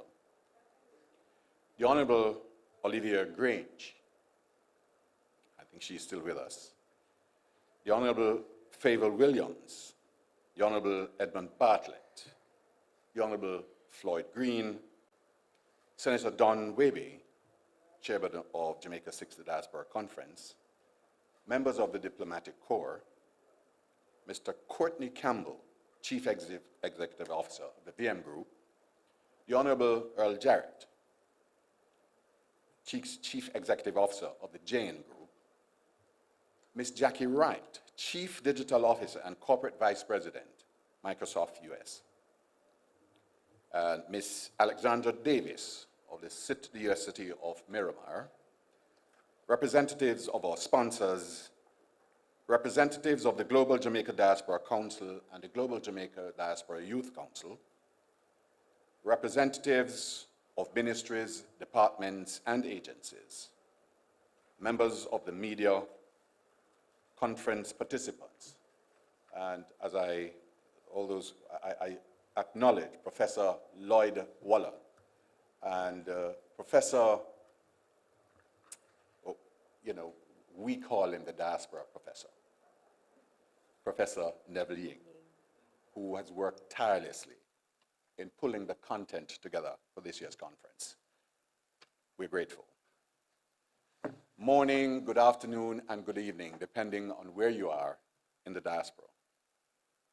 It is my distinct pleasure to extend very warm greetings to our family at home and abroad, from traditional and non-traditional diaspora locations, as we gather for the Jamaica 60 Diaspora Conference. We are so very pleased that we have been able to have an all-inclusive approach in deepening our diaspora engagement.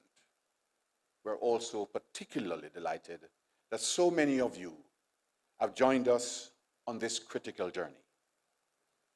I take the opportunity to express appreciation to our legacy partners and sponsors for their remarkable patronage for the staging of this conference. Excellencies, ladies and gentlemen, this is the first diaspora conference being held since our world was visited by COVID-19 pandemic, making our gathering all the more poignant.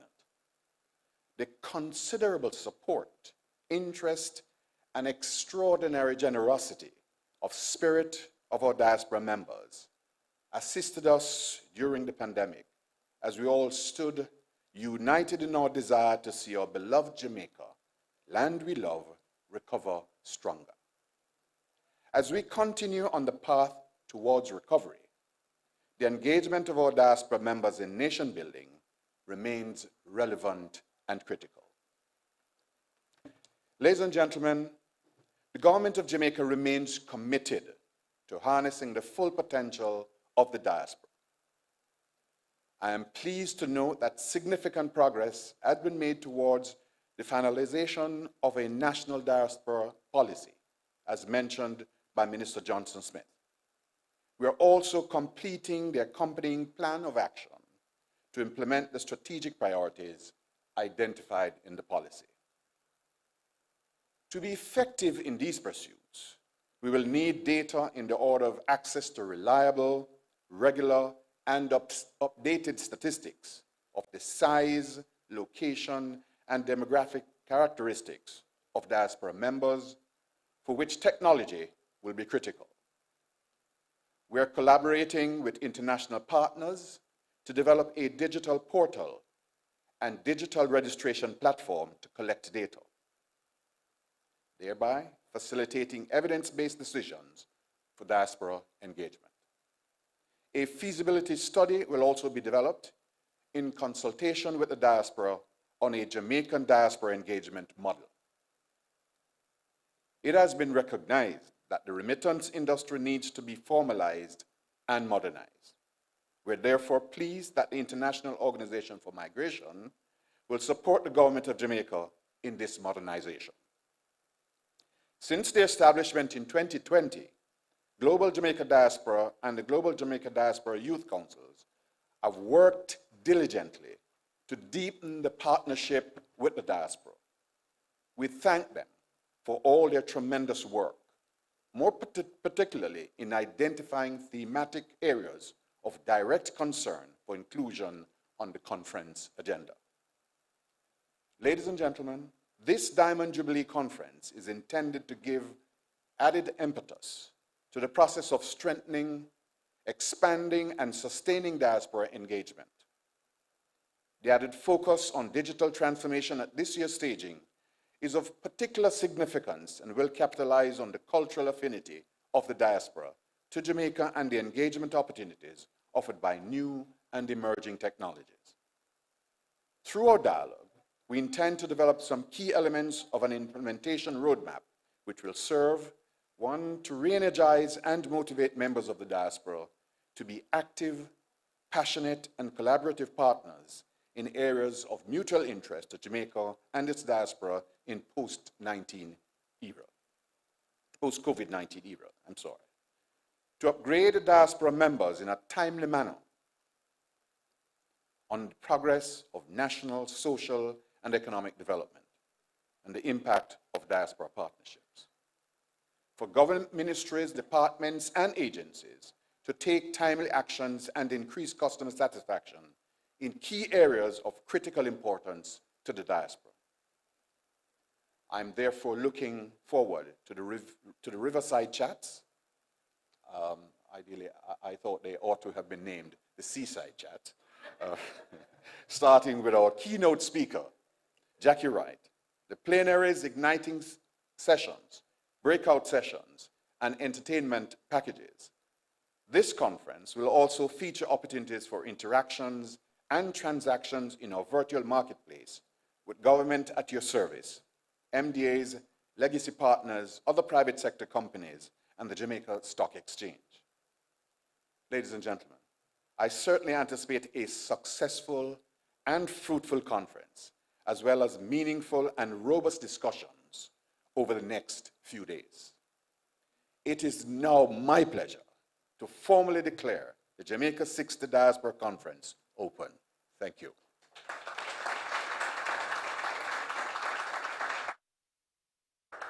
Thank you, Minister Campbell. Ladies and gentlemen, with that declaration, we come to the close of this first part of our time together today. Don't forget that our hybrid event will be having several other things happening, both in person here and online as well. At this time, we have a short break of about 2 minutes, and then we will reconvene for the plenary topics, discussions, and of course, our main speaker for today. I'm Paula Ann Porter-Jones. I look forward to seeing you in a few minutes when we return.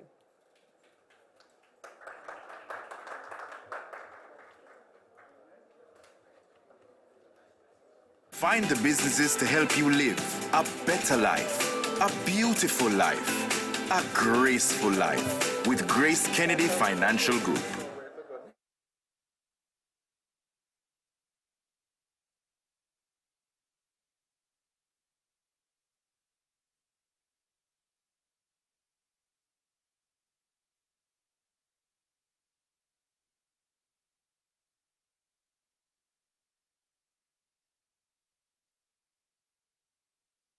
For over 60 years, we at the Best Dressed Chicken have kept our commitment to you, our valued partners and consumers, supporting communities through difficult times and emerging stronger. Now more than ever, we stand with you. As we reopen our doors, we remain committed to the highest safety and sanitation standards to keep both you and our team safe and our production strong. We continue to pledge our support to all our community, wholesalers, retailers, schools, restaurants, and hotels to continue feeding Jamaica and helping to rebuild our economy. Together, we will become stronger, more resilient as we continue on our mission to help Jamaica grow strong.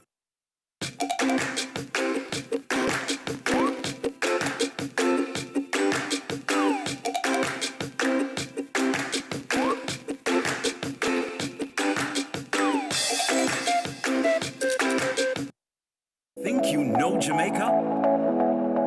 We are manufacturing.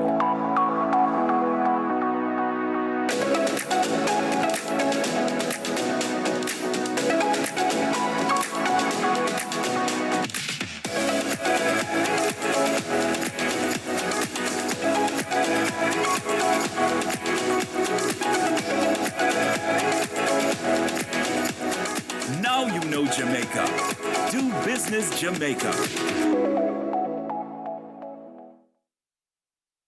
Traveling to Jamaica with unaccompanied shipment? The Jamaica Customs Agency is encouraging all air passengers with unaccompanied shipments who have a taxpayer registration number, TRN, to present it to Customs upon arrival. This will subsequently facilitate faster processing when clearing your unaccompanied shipments. The Jamaica Customs Agency will continue to implement measures to improve our service delivery and your service experience. You may contact us at 876-922-5140 or email public.relations@jca.gov.jm on this and other customs-related matters. Jamaica Customs, keeping our customers in focus.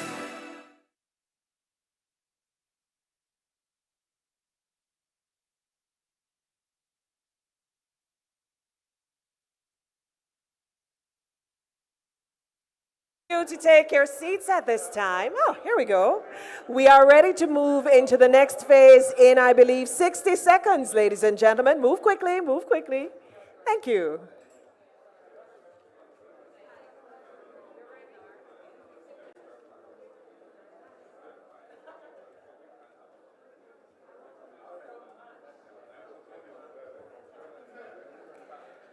Those at the front are asking you to have a seat, please, so that we can get the cameras back and ready.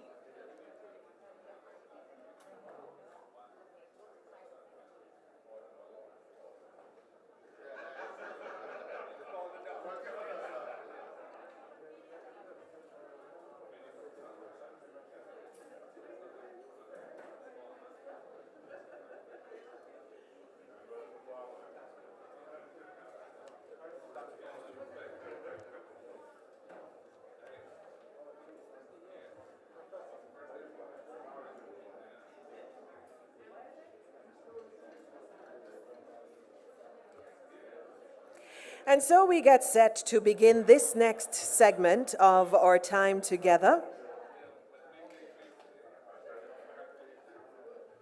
We are welcoming back our online participants.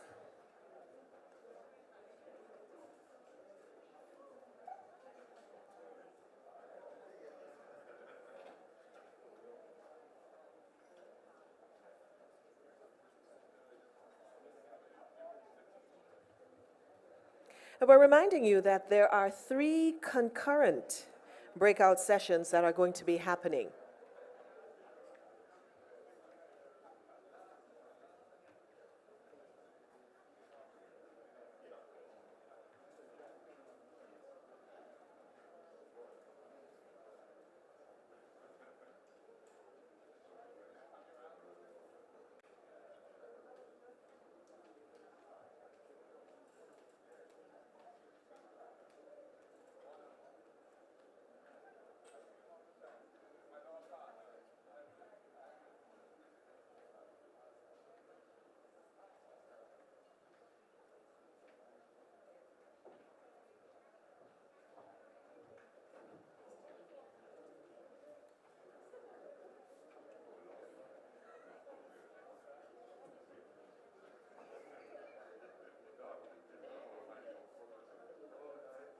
Making things happen, IRL, in real life and in the hybrid space, is always an interesting endeavor. And so we welcome back those in the hybrid space, and we are also welcoming those who are just joining us here as the ministry's new offices in downtown Kingston happen to be our host or venue for our event. As a matter of fact, I'm going to repeat so that those who weren't here before can hear the bright Jamaican morning that we're sending out to the hundreds of participants who are joining us virtually. It's really wonderful to be able to engage with Jamaicans and friends of Jamaica living overseas. And during this course of the 3-day, or the course of this 3-day event, we're going to be bringing you all to discuss opportunities for heightened involvement in Jamaica's development. Now today, day 1 of the conference, we're considering the plenary topics, Igniting Diaspora Engagement in a Digitalized World, and Igniting Diaspora Engagement for Education Transformation in Jamaica. We also look forward to participation in 3 exciting concurrent breakout sessions with members of diaspora faith-based organizations, young diaspora members, and also government departments who will take your questions on service delivery. You want to stick around after lunch for the special Riverside Chat that's going to be taking place on the National Identification System, NIDS, presented by Honorable Floyd Green, Minister without portfolio with responsibility for NIDS. And I want to remind you to take advantage of the marketplace. It's going to be in full swing during today's activities. At any time, if you're online, you can click on the link to the virtual marketplace and check out the exhibitors. Someone will be available during the hours of 7 a.m. or between the hours of 7 a.m. and 5 p.m. to respond to your questions, help you place orders for a wide variety of merchandise and services on offer. We are very proud to acknowledge, as others have, our legacy partners without whom this conference would be impossible. We've enjoyed lasting partnerships and sustained support over the past 2 decades from Grace Kennedy Group, the VM Group, and the Jamaica National Group. Now this year, as you've heard, our keynote participant is Jamaican Jackie Wright. Jackie Wright is a global technology leader who has made a broad impact in business transformation and on social issues. She currently serves as the Corporate Vice President and Chief Digital Officer for Microsoft US. Here to interview global technology leader, Madame Jackie Wright, for our first Riverside chat is Professor Lloyd Waller. And he's Professor of Digital Transformation Policy and Governance in the Department of Government and Chief Digital Lead at the University of the West Indies, Mona. Prof. Waller? Testing. Okay, thank you very much, Paula. Jackie, welcome back to Jamaica. Thank you. Digital transformation is a term that is currently in vogue. However, it's a term that is also vague. To start or contextualize the conversation, could you give us a definition of what digital transformation is? Sure, but let me just first start out by saying I'm truly honored and humbled to be here in Jamaica. My heritage is out of Manchester and out of St. Elizabeth, Minister Green, who has told me time and time again about his heritage in St. Elizabeth. So I just want to acknowledge that. So yeah, let's talk a little bit about digital transformation, and let's just talk about the pandemic and what has happened, the effect, and all of that. If you think about the pandemic, what it's really done is really exposed the lack of critical infrastructure, lack of data and information, really for the health crisis to really solve it, the knock-on effects, supply chain disruption, and all of those things. And I just think it's a great opportunity for us now to reimagine what the future should be with digital at the core. So at a high level, what is digital transformation? Jackie speaking here. Digital transformation is a couple of things. It is about adopting digital technologies. It is about a digital ethos to truly transform outcomes, transforming how we work, how we live, how we provide services, how we run our operations, manage risk. It's really all of those things. And in the broader context of transformation for a country, like Jamaica, as we're talking about here, I just think about a few key things. What do you need and what is it for us? We need a digital-first policy, forward-thinking policy to really enable transformation. We need workforce. We need the right skills, the right to empower and educate so that we have the right workforce to be able to do that. We need to focus on an ecosystem. So when you think about it, the point that was made by Senator Weedby about dropping a drip versus an ocean, we can't do it alone. So this notion of partnerships, coalitions, to really create the conditions for transformation. And then all of those things need to be harnessed collectively for what I think should be social good, inclusion, digital inclusion, and creating a sustainable societal impact. All of that wrapped around really needs a holistic approach.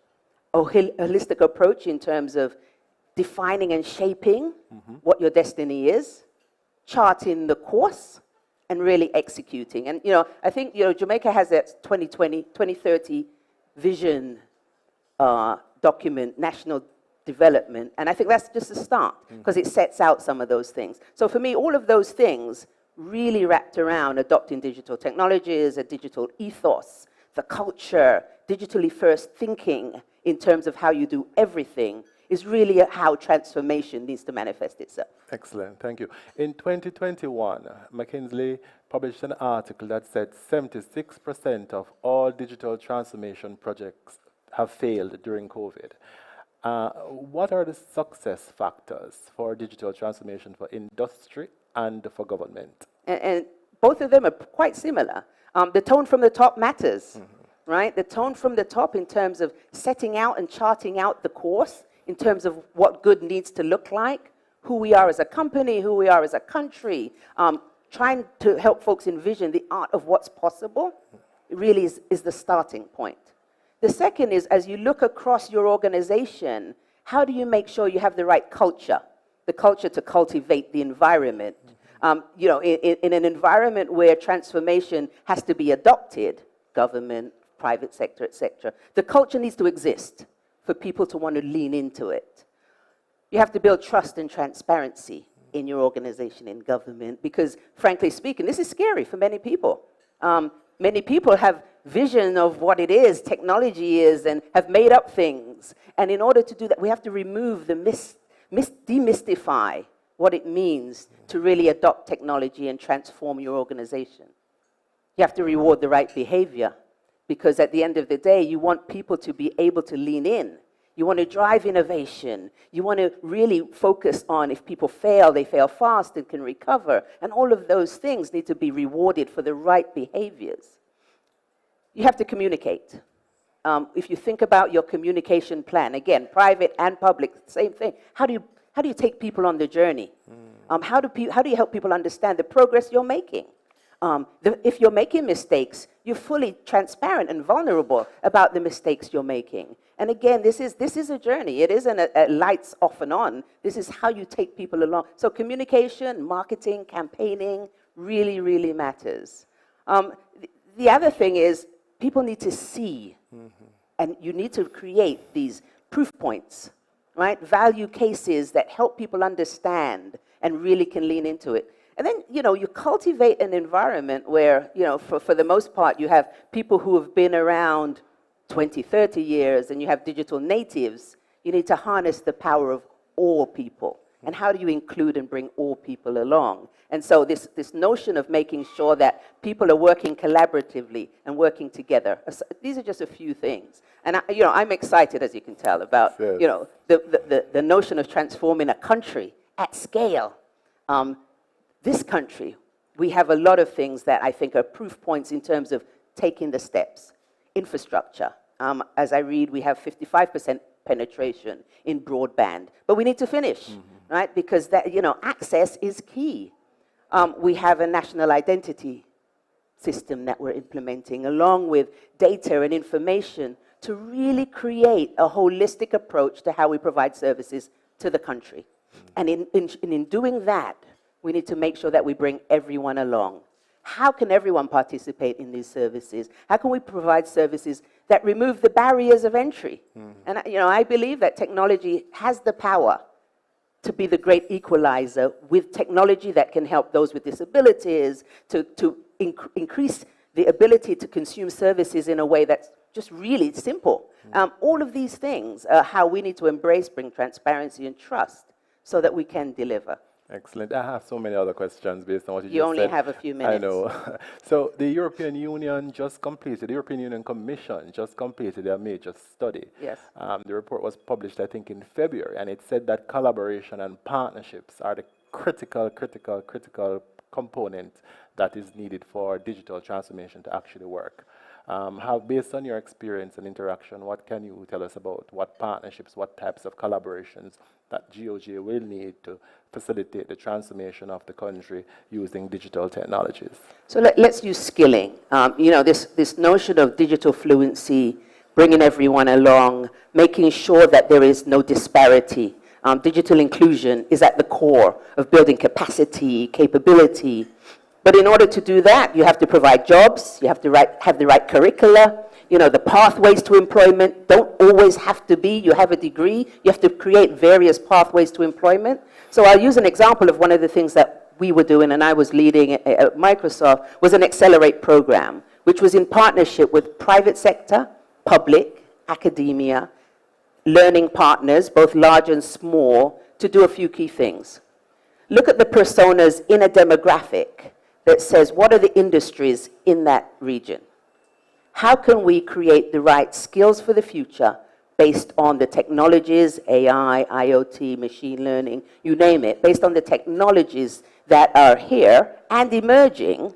How can we have learning partners to help skill in community, to then help train, and then work with the corporates to say, you need apprenticeship programs, you need internship programs, and create these pathways to employment. And so working in partnership with a Grace, as an example, and with a UE, and private learning partners I create as a training background, and then really create this cohesive ecosystem with some wraparound services. Because for example, there may be young mothers who cannot take the time out to go learn. So how can we make sure we provide the safety net for them to be able to learn while looking after their family? Are there stipend programs that we create? So these are the things that, from a Microsoft perspective, we did, which really help transform a community. And I think, the notion of partnership, you have it here, and as you think about some of the things you're doing with the logistics hub on manufacturing in the region and working with your local partners in countries, it is ripe for partnership, and you just can't do it without it. Fascinating. COVID-19 contributed to accelerating digital transformation globally. And I think we moved into the future by about 10 to 15 years, which is a fantastic thing. But, as Latour will tell you, technology can be good or bad depending on the wielder. And the bad of technology in terms of digital cybercrime and digital crimes and the use of the black web is something that we've had to face since COVID-19. And I know companies such as Microsoft has been playing an important role in trying to protect citizens from malicious use of the digital technologies. Based on your experience, how has Microsoft played an important role in terms of protecting citizens or users? So I think, again, you think about the ethos of security. It is a zero trust. And, we had a review yesterday with some folks around how you build zero trust into it. You trust no one. And so you build in the necessary tools, the necessary policy, processes, and framework to ensure that security is embedded in everything you do. Everything from how you develop the service to how you implement the service, nation-state attack type processes, thinking through end-to-end what could occur. It is a philosophy in terms of this zero trust. So that is just an example. The United Nations University plays an important role in terms of helping the United Nations deal with a number of problems, in terms of research and capacity building and skills, as you spoke about earlier. How do you see education institutions, especially higher educational institutions in Jamaica, playing a role in terms of contributing to the digital transformation of the country? So there are a series of things. We talked about, making sure that the curriculum is fit for purpose. That is key. What are the skills for the future? And how do you understand what those skills are? In isolation, a university is not going to know. So you need to work, again, in partnership with the private sector, with research, to really understand what are these emerging themes that are coming across. The second is how you learn. You need to create different modes of learning. Immersive experiences, remote experiences, experiences for accessibility for those with disabilities. And we have to think innovatively about how you learn. When you think about skilling, we're not talking just about youth. We're talking about skilling, reskilling for those who may have never entered the workforce. How do you create the right curricula for those? How do you understand the life skills needed? Because it's not just about the theoretical or the practical. It's how you collaborate, how you partner, how you communicate, how you build awareness, self-awareness. There are all these things that play into learning and really participating in the workforce. The final thing is, when you think about the curricula, we're talking about solving the world's problems. That's at the heart of it. Lifelong learning is embedded in everything and should be embedded in everything and what everyone does. However, we're here about solving problems, and through solving those problems, we create competitiveness, value-added businesses, we innovate, we create economic development, all innovating around solving the world's problems. And so creating a world in education where you do case studies, where you're understanding things such as the biodiversity, water conservation in Jamaica. What are the things we need to do? And really taking some of the youth out of these communities and helping them be a part of the solution. I mean, Asha talked about what she feels in terms of the youth really leaning in. How do we make sure that everyone can participate? Again, whether it's higher learning, apprenticeship learning, immersive learning, this is about inclusion. Thanks. One of the biggest problems that I think the government and industry faces here in Jamaica is the fact that we cannot retain talent. For the most part, many persons in the IT industry choose to migrate for, a better lifestyle and also salary. How can we encourage, what strategies can we put in place to encourage or facilitate incentives for young people to stay in Jamaica and work in Jamaica, especially in the tech industry? So I beg the question, what is a better lifestyle? As I look out on the ocean there, sitting in a hotel on the beach, I think that's a better lifestyle to me than commuting to the city every morning. So I think it depends. I think what we need to really ask ourselves, how can we create a better lifestyle in country? How can we create opportunities in country? How can we cultivate economic development, innovation, small and medium businesses in country? And at the heart of it is making sure that everyone can participate. You give someone a job, we could, again, Minister Green and I had a discussion. You give someone some training in cybersecurity. Let's hire them into government to help us with our cybersecurity capability, capacity, and employment needs. Grace, I'm sure Grace has needs in terms of skilling. Let us skill and bring pathways to employment through apprenticeships and internships to the country, within the country, and stimulate the economy. There are a number of young people watching in particular, and I know last year alone, we did a study and there were over 40 new IT jobs that were manifested. Persons left their 9-to-5s to start an IT job. What can you tell a young Jamaican who wants to go into the tech business, who wants to be like you? What are the things, what are the secrets to success? How can they navigate this space to move from point A to point B? Few key things. Technology is in everything. So whether you're in nursing, manufacturing, tourism, it's just everywhere. So at the heart of it, technology is fundamentally the keys to unleash the power in any industry. And so you have an opportunity.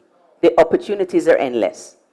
The second is your mindset. How do you think about going into the workforce, creating a business, innovating? And the one thing I would say, me personally, my pride, who I am, came from my heritage. It really did. It differentiated me in a way from a mindset that no one could imagine. And so take that pride, take that ethos of work hard ethic, building relationships, solving problems, take that with you. Now, lifelong learning is part of it because we're talking about how you apply technology, not just learning technology. You could be the best engineer in the world sitting in a corner if no one knows it, all you are is an engineer. So really understanding what problem you're trying to solve. And then pay it forward. Because if you think about Jamaica, we talk about the diaspora, how you go, me personally, I feel that I'm doing a lot for the industry. How am I paying it forward in Jamaica? How am I building and helping to build Jamaica? And I think those are some of the keys to success. Thanks. Earlier, Minister Campbell spoke about a platform that can facilitate the diaspora's engagement in Jamaica. And it's an excellent form of communication and social interaction. But I'm pretty much sure that there are other ways in which the diaspora and Jamaica can work together towards a win-win for both the country and individuals in the country. Can you think about one or two strategies or projects that we could take away from here as mechanisms for the development of Jamaica or the transformation of the diaspora using digital technologies? In other words, how can they play an important role in the digital transformation of Jamaica? So I think there are key opportunities. We touched on the notion, I think the Minister of Tourism touched on what the pandemic has unleashed, necessity is the mother of invention. And what we've created, what we've realized is that nearshoring now is a big opportunity for us, right? And so what opportunities can we do in country to expand that?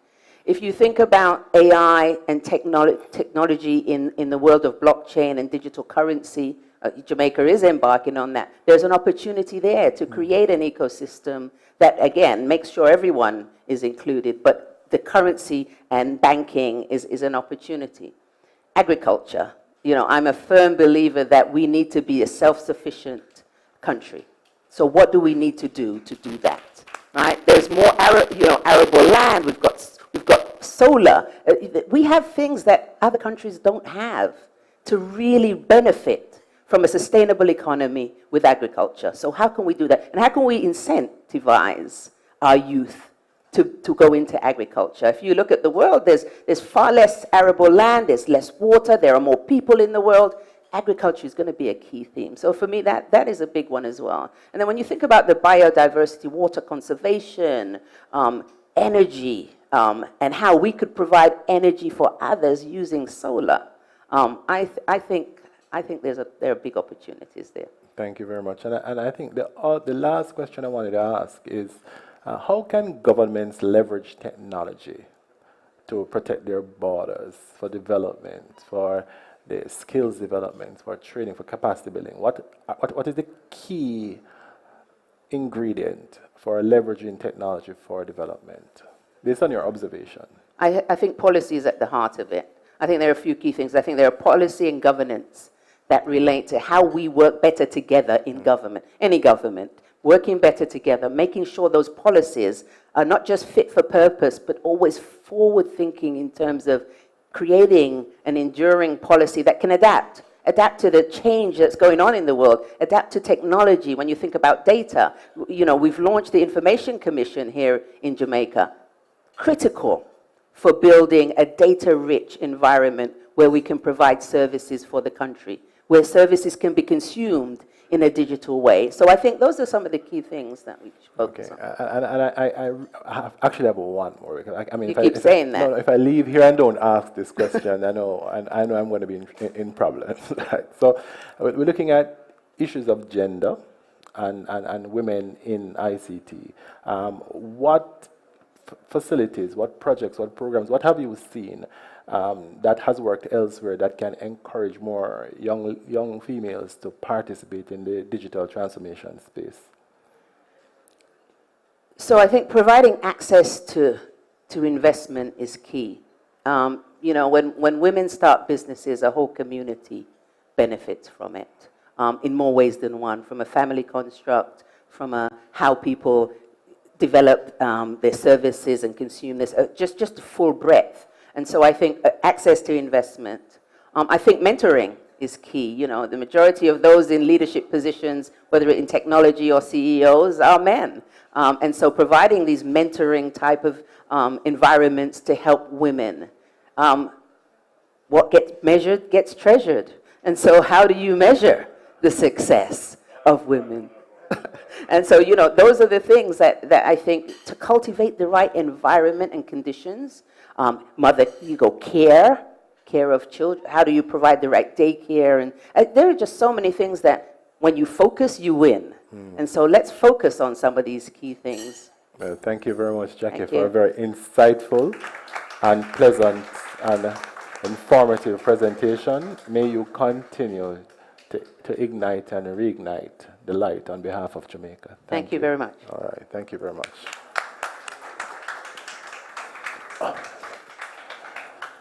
Check it out. Nice.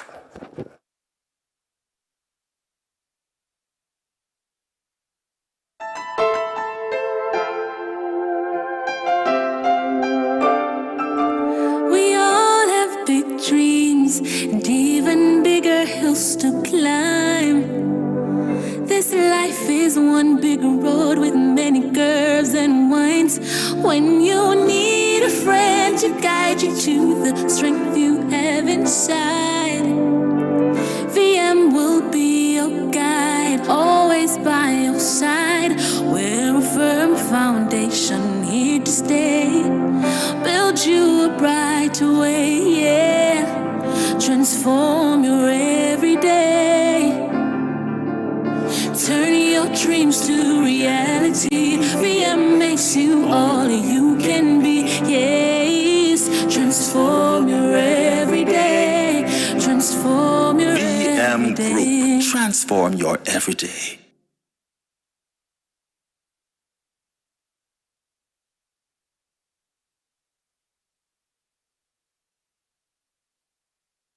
You take care of those back home because you love them.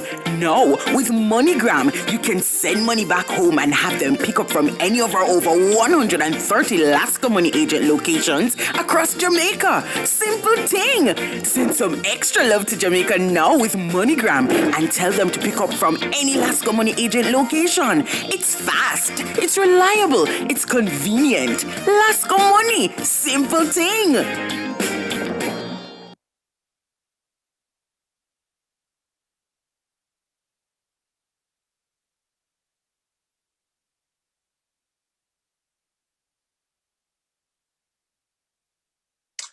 Hello, my name is Wayne Golding, and I serve as a team lead for the Peace Working Group of the Global Jamaica Diaspora Council. The other members of the Peace Working Group are Mr. Kevin Jr., Sector-Based Citizen Security, Ms. Shauna Chin, Vice Chair of the Global Jamaica Diaspora Council, and, of course, the West Midwest USA elected member, Ms. Naila Gordon-DeCiccio, elected member from Canada, and Mr. Nathaniel Pete, elected member of the United Kingdom South. Serving as our secretary is Ms. Lisa Brian Smart, Assistant Director of the Diaspora Affairs Department in the Ministry of Foreign Affairs and Foreign Trade. After intense research by members of the Peace Working Group on the issues surrounding the broad mandate and concept of peace, the group had its inaugural meeting on March 28, 21. The members of the group have had varying and wide-ranging discussions on the wider concept of peace and the development of a work plan to best adhere to the terms of reference of the Global Jamaica Diaspora Council, as well as Jamaica's Vision 2030 and the Matrix of Sustainable Development Goals of Jamaica.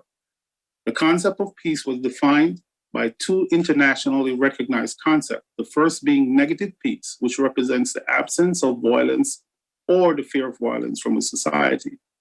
The second being positive peace, which represents the attitude, institutions, and structures that create and sustain peaceful societies. The positive peace concept was adopted as a wider goal of the Peace Working Group. The Peace Working Group recognizes and appreciates and understands how countries like Jamaica operate within the concept of peace, which is very complex, and will strive to assist the development of positive peace-related policies. As members of the Jamaica Diaspora, we welcome the opportunity to consult, advise, and contribute to these policy developments as it relates to a more peaceful Jamaica. Jamaica is currently ranked number 80 of 163 on the Global Peace Index of countries in the world. Our strategic policy will follow well-functioning government, sound business environment, equitable distribution of resources, acceptance of rights of others, good relationship with our neighbors, free flow of information, high levels of human capital, and low levels of corruption. The group has taken its first steps to partner with an established group in Jamaica, which is the Area 4 Police Civic Committee. Mr. Kevin Jr. is the liaison between the Peace Working Group and the Area 4 Police Civic Committee. Peace Working Group looks forward to and anticipates a successful collaboration and the establishment of this type of structure right across Jamaica. On behalf of the Peace Working Group, I wish to welcome you to this year's biennial Jamaica Diaspora Conference and hope that it will further be a medium for the recalibration and continued cementing of the meaningful relationship between Jamaica and its awoken diaspora. Thank you and have a great conference.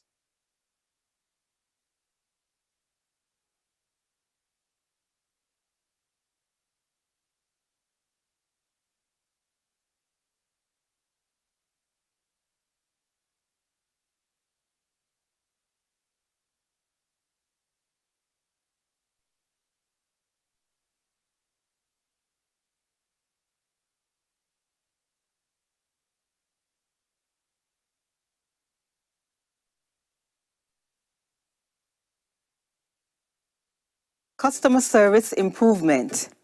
SMS text is sent to customers advising on the result of form search, which is a detailed search that seeks to ascertain registration information for individuals who do not have a registration number. Our BDMS, birth, death, marriage system, is directly updated to the system. This accommodates correction of errors on certificates to be corrected and reprinted immediately upon return of certificates by customers. Application for refunds are also accepted on the RGD's website.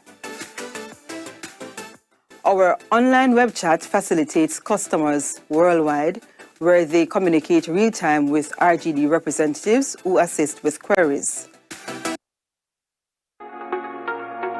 The Gleaner wants you to unfold our pages in a new way. Download the eGleaner app for quick and convenient access to daily exclusive news at your fingertips. Get it now in the App Store or the Google Play Store. Search eGleaner. Click download, then sign in or register via jamaica-gleaner.com/premium to activate. Take control of your daily read. Download the eGleaner app today. You take care of those back home because you love them. Now, with MoneyGram, you can send money back home and have them pick up from any of our over 130 Lasco Money agent locations across Jamaica. Simple thing. Send some extra love to Jamaica now with MoneyGram and tell them to pick up from any Lasco Money agent location. It's fast, it's reliable, it's convenient. Lasco Money. Simple thing.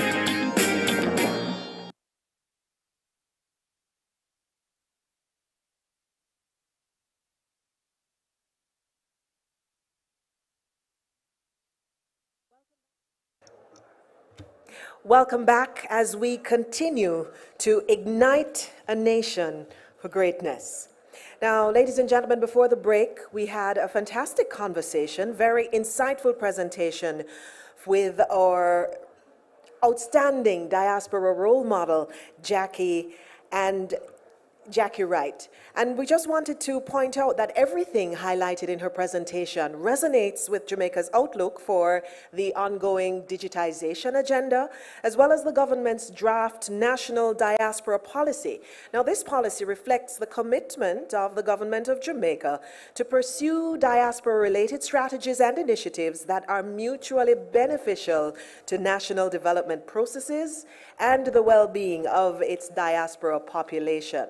The policy is in keeping with Vision 2030 Jamaica National Development Plan, and it's a comprehensive framework and guide to harness the power of the diaspora, ensuring that Jamaicans at home and abroad are empowered, that the Jamaican society is secure, cohesive and just, and that the economy is prosperous, and that the health of the natural environment is enhanced. Making this happen are Jamaicans all over the world. That is what our diaspora is. And at this time, we join those Jamaicans, our partners in the UK, at the UK Hub. We have His Excellency, Mr. Seth George Ramakan. Now, His Excellency became Jamaica's 13th High Commissioner to the United Kingdom in December 2016. He is also non-resident ambassador to 6 countries: Ireland, the Republic of Finland, the Republic of Cyprus, as well as the kingdoms of Denmark, Norway, and Sweden. So help me welcome, please, His Excellency, Mr. Seth George Ramakan.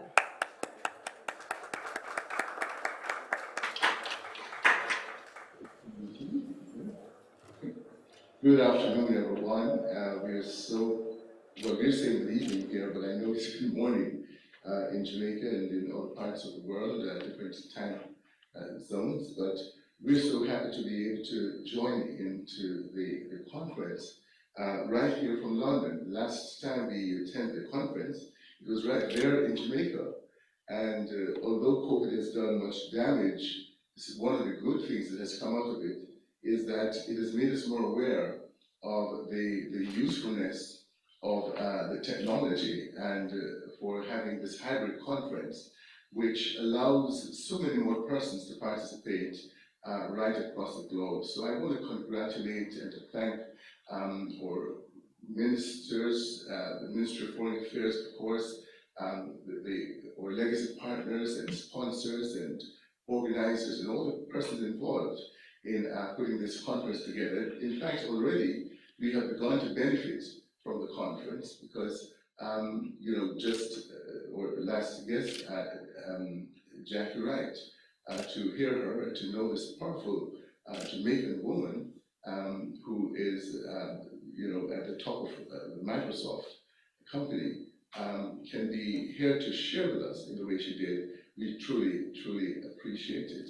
One of the things that we see happening on the ground here in London is that more and more members of the diaspora are seeking to become citizens of Jamaica.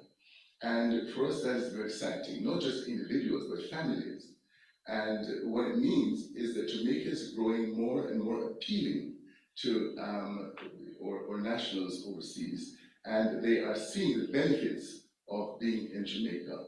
One of the things we also have been working at is to encourage young people to become involved and to see Jamaica as a place of opportunity for young people. As the earlier generations become older and older, and there are less reasons for sending remittances because there are no children. All the children are now born here. We need to see the ways in which our young people can become involved in investing in Jamaica, and not large investments. They don't need to find millions of pounds. They simply need to find enough money that can pay down on a house and get into the what is it called, the business of renting. What's it called? Airbnb. Airbnb, that's correct. You can see the reflection of age as it is taking place. So we're really, really happy about that, and that is really, something that looks like, there's growth ahead so far as our members of our diaspora are concerned. And of course, we are very much involved in trying to educate our diaspora members on just what is happening in Jamaica. Few people really are aware of the extensive developments that are taking place in Jamaica. So from this conference, we are looking, for the kinds of information that can help the folks here on the ground to better understand how they can benefit from Jamaica, how they can support Jamaica in its programs. There are many persons within the professional field and other, entrepreneurial type individuals who want to make use of the opportunities in Jamaica. And I'm very sure that from the program of the conference that this is very promising, that we are going to be having a very exciting conference here over the next 3 days. So at this point, I was told I had only 2 minutes to make some comments. I just want to look forward to the next few days when we can have the interaction. Individuals can actually interact with the leaders, the business leaders, government leaders, and others, high officials in Jamaica. We want to be able to have the questions and the opinions expressed. So thank you very much. It's really great for us to be able to join you live online.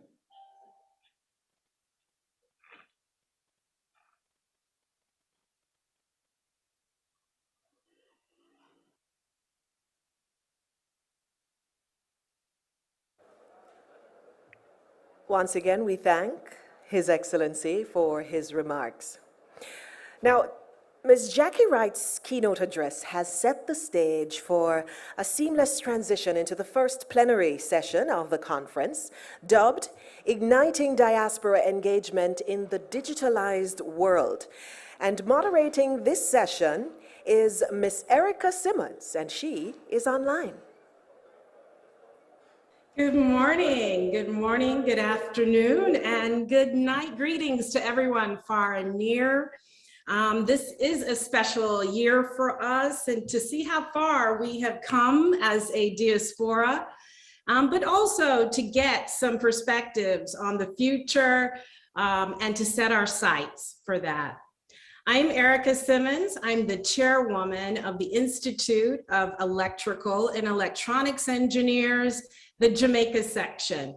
And the IEEE is one of the world's largest technical professional organizations with over 350,000 people working worldwide to advance technology on behalf of humanity. I'm very pleased to be moderating our opening plenary session, Igniting Diaspora Engagement in a Digitized World. And we want to use this session really to set the stage and provide a backdrop to the dialogue and sessions that are to come. In this session, we'll highlight some opportunities that digitization and digitalization offer for strengthening and sustaining our diaspora engagement. So during the next 60 to 75 minutes, we're going to have a fiery discussion on the state of the world today. We can look to where we were before the pandemic, and Mrs. Wright has already shared some thoughts on that, and really what a disruptive force the pandemic was and what it will mean for us in the future. We'll also hear from the government of Jamaica, who's been doing amazing work to catalyze the transformation that we need to have in our Jamaica, including a lot of work that we've been doing on access to the internet and bringing digital technologies to Jamaica. And we're looking forward to hearing about future plans as well. This conference is so much about the diaspora, and we look forward to have the opportunity to talk about how we can activate ourselves, what we can do to serve our country, including our knowledge sharing, our skills transfer, our ethics and governance experience. And I know it is an aspiration that many of us have to give back to our beloved Jamaica. We're going to have an opportunity also to hear from the future and hear from one of our esteemed young scholars. And it's important that we listen and also take in and collaborate with our youth, as we know the future is truly theirs. And so without further ado, I would like to invite our esteemed panelists for this session. And first, I just want to point out that there must be something in that red dirt that we have in Manchester. I'm also a proud Manchesterian, a daughter of the red dirt, and also a daughter of St. Bess, St. Elizabeth. Treasure Beach is my home as well. So proud to be here. I would like to introduce the Honorable Floyd Green, our Minister without Portfolio, Ms. Jackie Wright, our Chief Digital Officer and Corporate Vice President of Microsoft US, Dr. Kevin Brown from the Global Diaspora Council in the UK, and Miss Angela Stewart, a Jamaica studying computer science at Howard. And Miss Stewart has also been selected for a prestigious internship at NASA this summer, so we're going to hear from her. I want you to please join me in welcoming our panelists. Okay, yes, our panelists. Okay, so I know that we had just had that really wonderful discussion with Jackie Wright, and she shared a really big vision about where we are and the transformation that was happening in the world. And I wanted to share with you, when I was 8 months old, actually, Intel introduced the microprocessor. And for the last 51 years, the world has continued to be impacted by computing. So the world is truly becoming digitized. And even almost 10 years ago, when we were talking about a disruption in industry, I'm sure Jackie from Microsoft can remember this. We were talking about disruption, but we couldn't really, forecast the disruption that was the pandemic. And so that was a wake-up call to us all. So Jackie, I want to start with you. I know that you have shared some thoughts about where we were before the pandemic and where we need to go in the future, but I'm wondering if you can kind of summarize that. Then I have a question going a little bit deeper to ask you about data and information. So Before the pandemic, the world, where were we and where are we now? Just a few thoughts on that, Ms. Wright.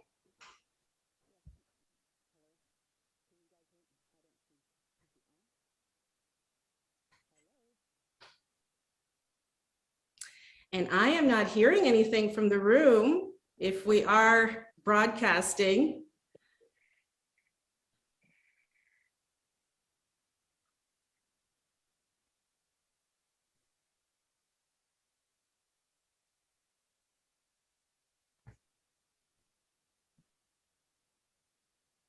Hello?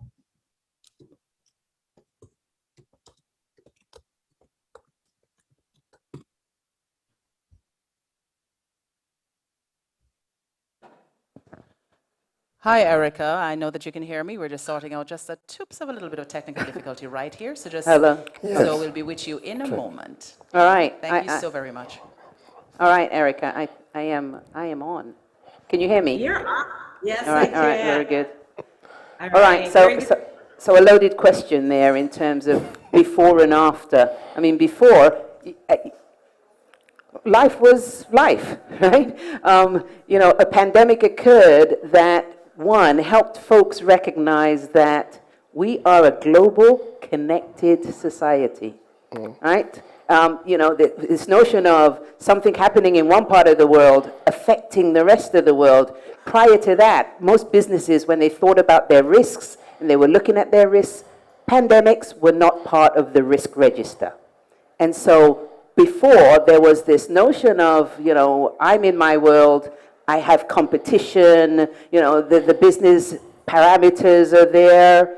But now there's a pandemic where I better understand the geopolitical landscape because I can't get my parts, I can't get food, we've shut down the workforce. And all of these things culminated into a world of, wait a second, we are more dependent on each other than we realize. Absolutely. And so based on that now, how do we move forward? You know, this notion of cooperation, this ecosystem, to solve problems together is where we are and where we need to be. The sustainability goals, the UN has 17 sustainability goals. None of those goals, eradicate poverty, etc., none of those can be done without the collective participation. And so governments have a key role to play in really working together. Private sector has a key role to play in creating the opportunities to solve some of these problems.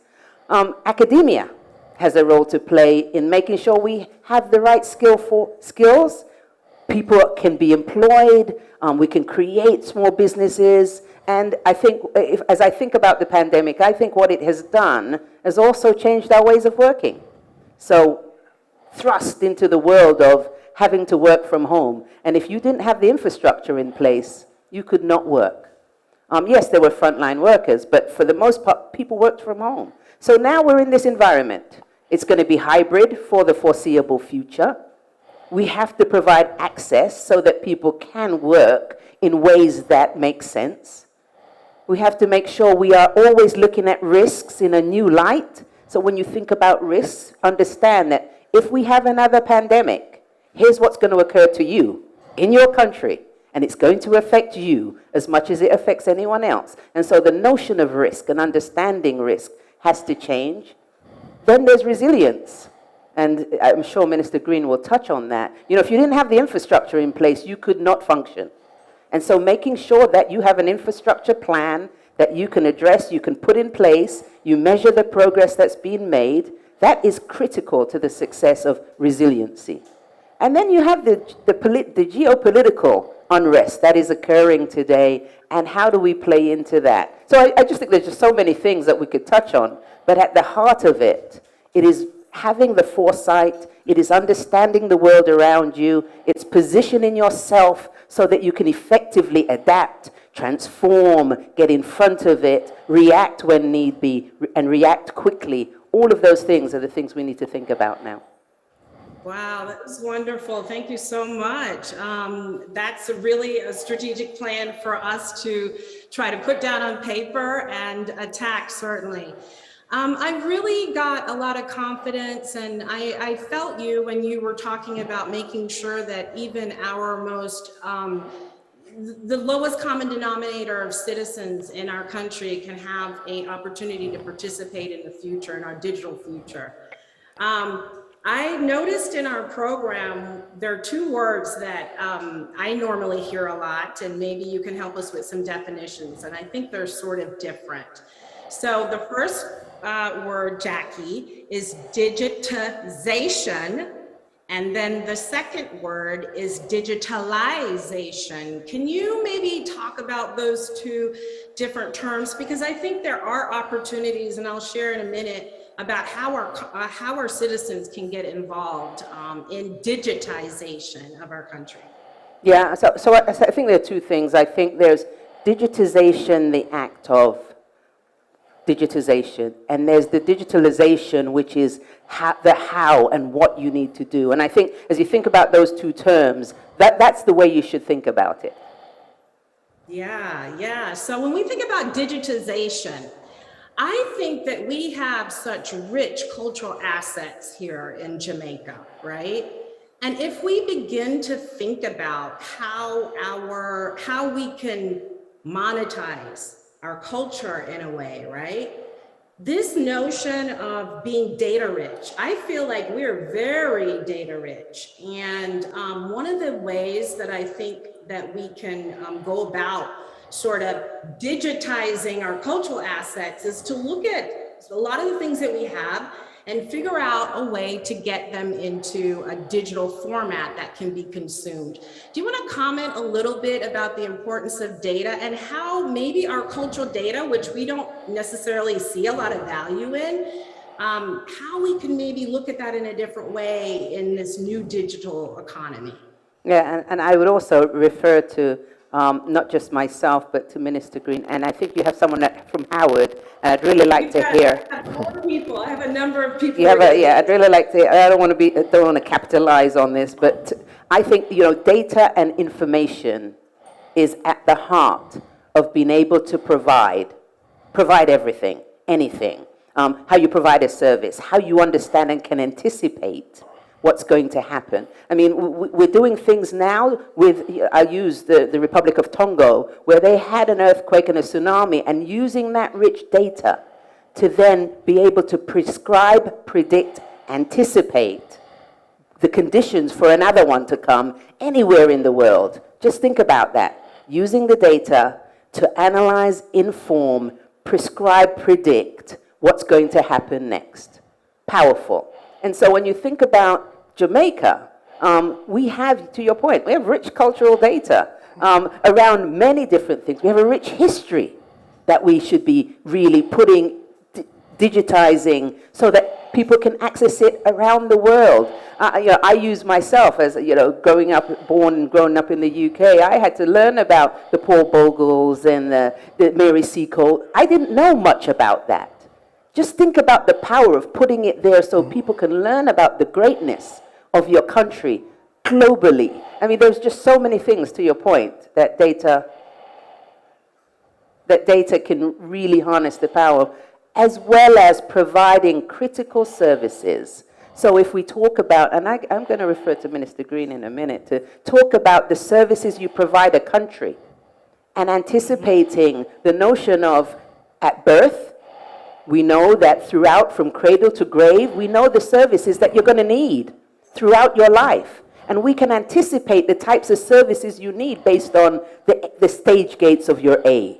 And we can make sure we provide the right service at the right time for your conditions, because we understand how best to serve you. And that is at the heart of improving a country, improving the services that any government should provide to its citizens. And I'll refer to Minister Green there. Thank you so much for that, Jackie. I agree completely. Okay, so Minister Green, good morning, sir. Morning. I wanted to just add my congratulations to everyone on your recent nuptials. I saw the beautiful pictures on Instagram this Thank weekend. you. Just gorgeous, you and your wife. I know the government of Jamaica has been doing a ton of things during the pandemic, really, to really bring our country into a digitized society. Can you share some of the things that we have been undertaking? Because I don't think people in the world actually know the investment that has been taken over the last 2 years to really, bring that digitized world and services to our citizens. Yeah, so thank you very much, and good morning, good afternoon, good evening to members of the diaspora. I think it's excellent that we're doing this conference in a hybrid fashion. It really shows how far we have come and have recognized how we can really utilize the technology to better reach our people. I'm very happy to have Jackie here in person. I think you've set a wonderful framework. Clearly, the COVID pandemic kind of forced us as government to accelerate the pace of our digitalization journey. Again, we had to see how many of our services we could now transition to provide those services online. We saw a massive fallout in our education system, and as with every crisis, one of the opportunities that was provided is now we can say that the vast majority of our students in primary school, in high school, have access to devices, and we already accelerated the pace of connecting our schools to internet services, something that we've been speaking about for a long time. In fact, we have distributed devices to all our teachers, and now those devices are utilized in the administration of their educational lessons. And I think that is where we wanted to be for decades and where we needed to be for decades. So despite all the challenges with COVID-19, we definitely have seen through that and through the intervention of the government a transformation of our educational systems and services. And that led us to, again, accelerate the pace of connecting our critical key infrastructure to broadband services. So we have embarked on a program to connect all our police stations, all our schools, all our courthouses right across the country to that broadband infrastructure. And in fact, we have embarked on a massive mission to have our country fully accessible to broadband services in another few years. And we have a national broadband program, which is a combination of the private sector and the public sector to really expand broadband access throughout our country. And this year, we looked at how can we provide Wi-Fi services in our rural communities through public Wi-Fi systems. And in fact, we have embarked on over 180 of those Wi-Fi places throughout Jamaica to ensure that people have access free of cost to those internet services. But again, the bigger picture is how can we regularize services being provided online? How can we ensure that our citizens do not have to leave the beauty and the comfort of a Treasure Beach in St. Elizabeth and have to come into Kingston, which we do not look forward to transact business. So we have been looking at all our ministries, all our departments and agencies to see how can we offer those services. I would signal out the RGD, the Registrar's General Department, which have gone a far way in trying to ensure that a lot of the things that you need, like your birth certificates, your marriage certificates, those things you can do online. And we continue to add those services, not just for Jamaicans, but clearly for members of the diaspora. So if you want your birth certificate, we've reached the stage now that if you want to get married here in Jamaica, you can apply, set up your appointment online, and just show up, right? So we are trying to ensure that we provide those services, but it has to go deeper. So the deeper that we're going is to digitize our records. One of the challenges that we have is that trying to set up online facing services on manual processes will just not work. So the government is investing a lot of money. For example, we're investing over $4 million United States dollars in digitizing all our records at the RGD, the Registrar's General Department, from 1930 to present. That will allow us to be a lot more efficient. That will allow us to really provide real services in real time and to truly transform our systems. I'm sure we'll speak a little bit more about our national identification system, which is at the core of what we want to do, but just to show you how we're truly incorporating the diaspora in our visioning and missioning and in reshaping our digital transformation journey, is that the Prime Minister has called upon the expertise of a Jackie Wright to serve in an advisory capacity, along with a number of great Jamaicans across the public and private sector that will sit together as a think tank to really look at where the world is going and to advise the government so that we are being proactive other than reactive, to look at our transformational journey and to pull together the different moving parts so that we are all, as we would say in the country, singing from the same hymnal. And more importantly, to reduce the time that it takes for countries like ours to transform by drawing on real world experiences from people who are already leading those transformational journeys across various countries. Wonderful, Minister. You forgot to talk about our digital currency. We're even doing stuff on banking. Let's talk Absolutely. So you know Jamaica has launched our digital currency. We're the first country in the region to embark on a digital country issued by the Bank of Jamaica. In fact, we just had a sort of incentive to encourage people to set up their digital accounts.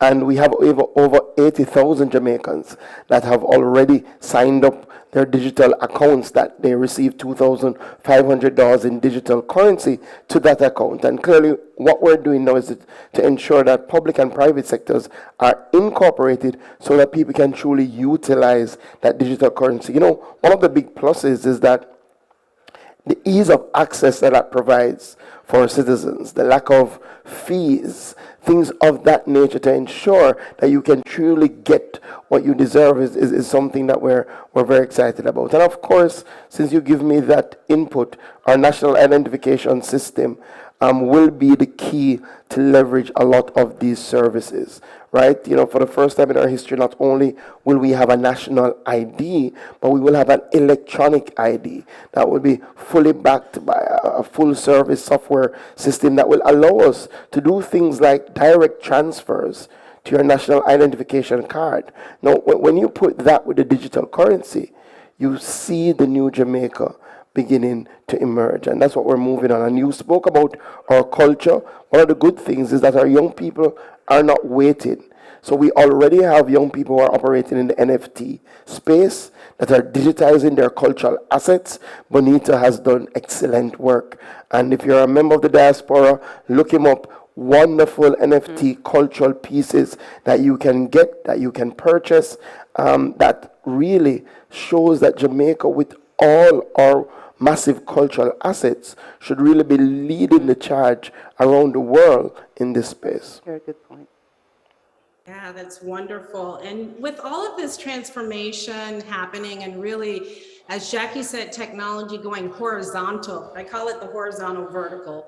So technology going horizontal across all of our sectors. It's going to be an important thing for us to focus on. Do you see the Prime Minister or our government in the future having someone that is directly responsible for our digital transformation, a Minister of Digital Transformation, Minister of AI? How are we going to make sure that this has policy backing and someone who is really focused on it? Do you see that happening?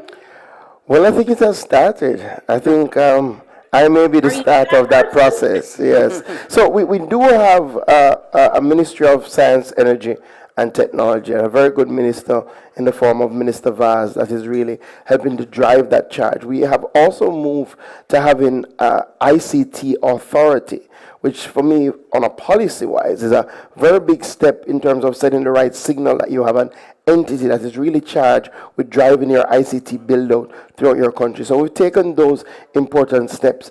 I think the Prime Minister bringing me into the office of the Prime Minister to focus not just on NIDS, but pulling together our digital transformation journey is a part of that process. So the answer is yes. I think we have the highest policy backing for this transformation, and it's at the level of the Prime Minister. That is what we want to see, and that's what we want to accelerate.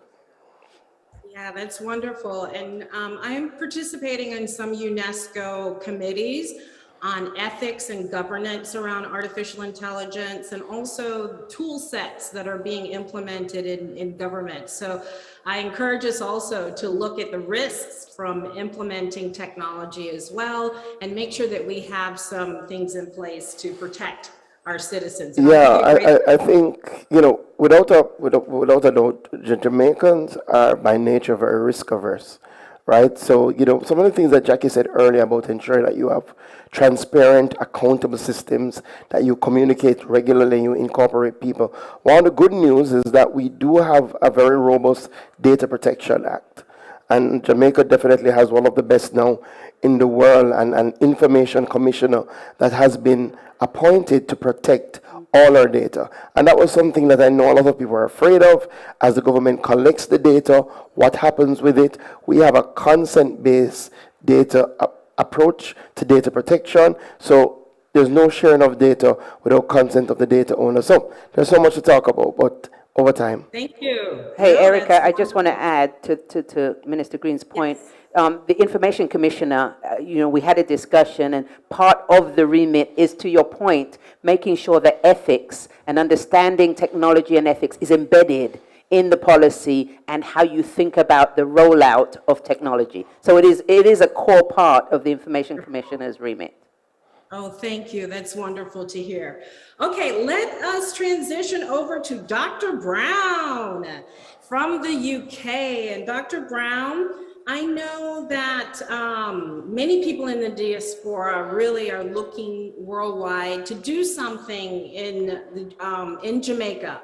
I want you to first tell us about the Global Jamaica Diaspora Council, just in case we have people on the line that's unaware of what you do, and what your organization is really doing to catalyze the diaspora, and what should we be doing at this point? Dr. Brown. Thank you, Dr. Simmons. Good morning, good afternoon, good evening to members of the diaspora the world over. It's really a pleasure to join you from London. I'm here at the High Commission in London with the High Commissioner, his wife, and members of the High Commission team, as well as members of the UK diaspora as well. So we're truly having a digital experience that has allowed us to join you, although we're 4,000 miles away. So I sit on the Global Jamaica Diaspora Council, which is a forum established by the government of Jamaica to bring together members of the diaspora across the globe. So we have representatives from the diaspora from all the major regions, and Jamaicans live everywhere on the planet that you can imagine. And so this forum is based within the Ministry of Foreign Affairs and Foreign Trade. It's chaired by Senator Leslie Campbell, and we also have a vice chair as well from the diaspora. And essentially, we're a consultative and advisory forum for the government, and we also act as a bridge between the government and the diaspora communities. On the council, we have 5 working groups, which are based on the United Nations Sustainable Development Goals.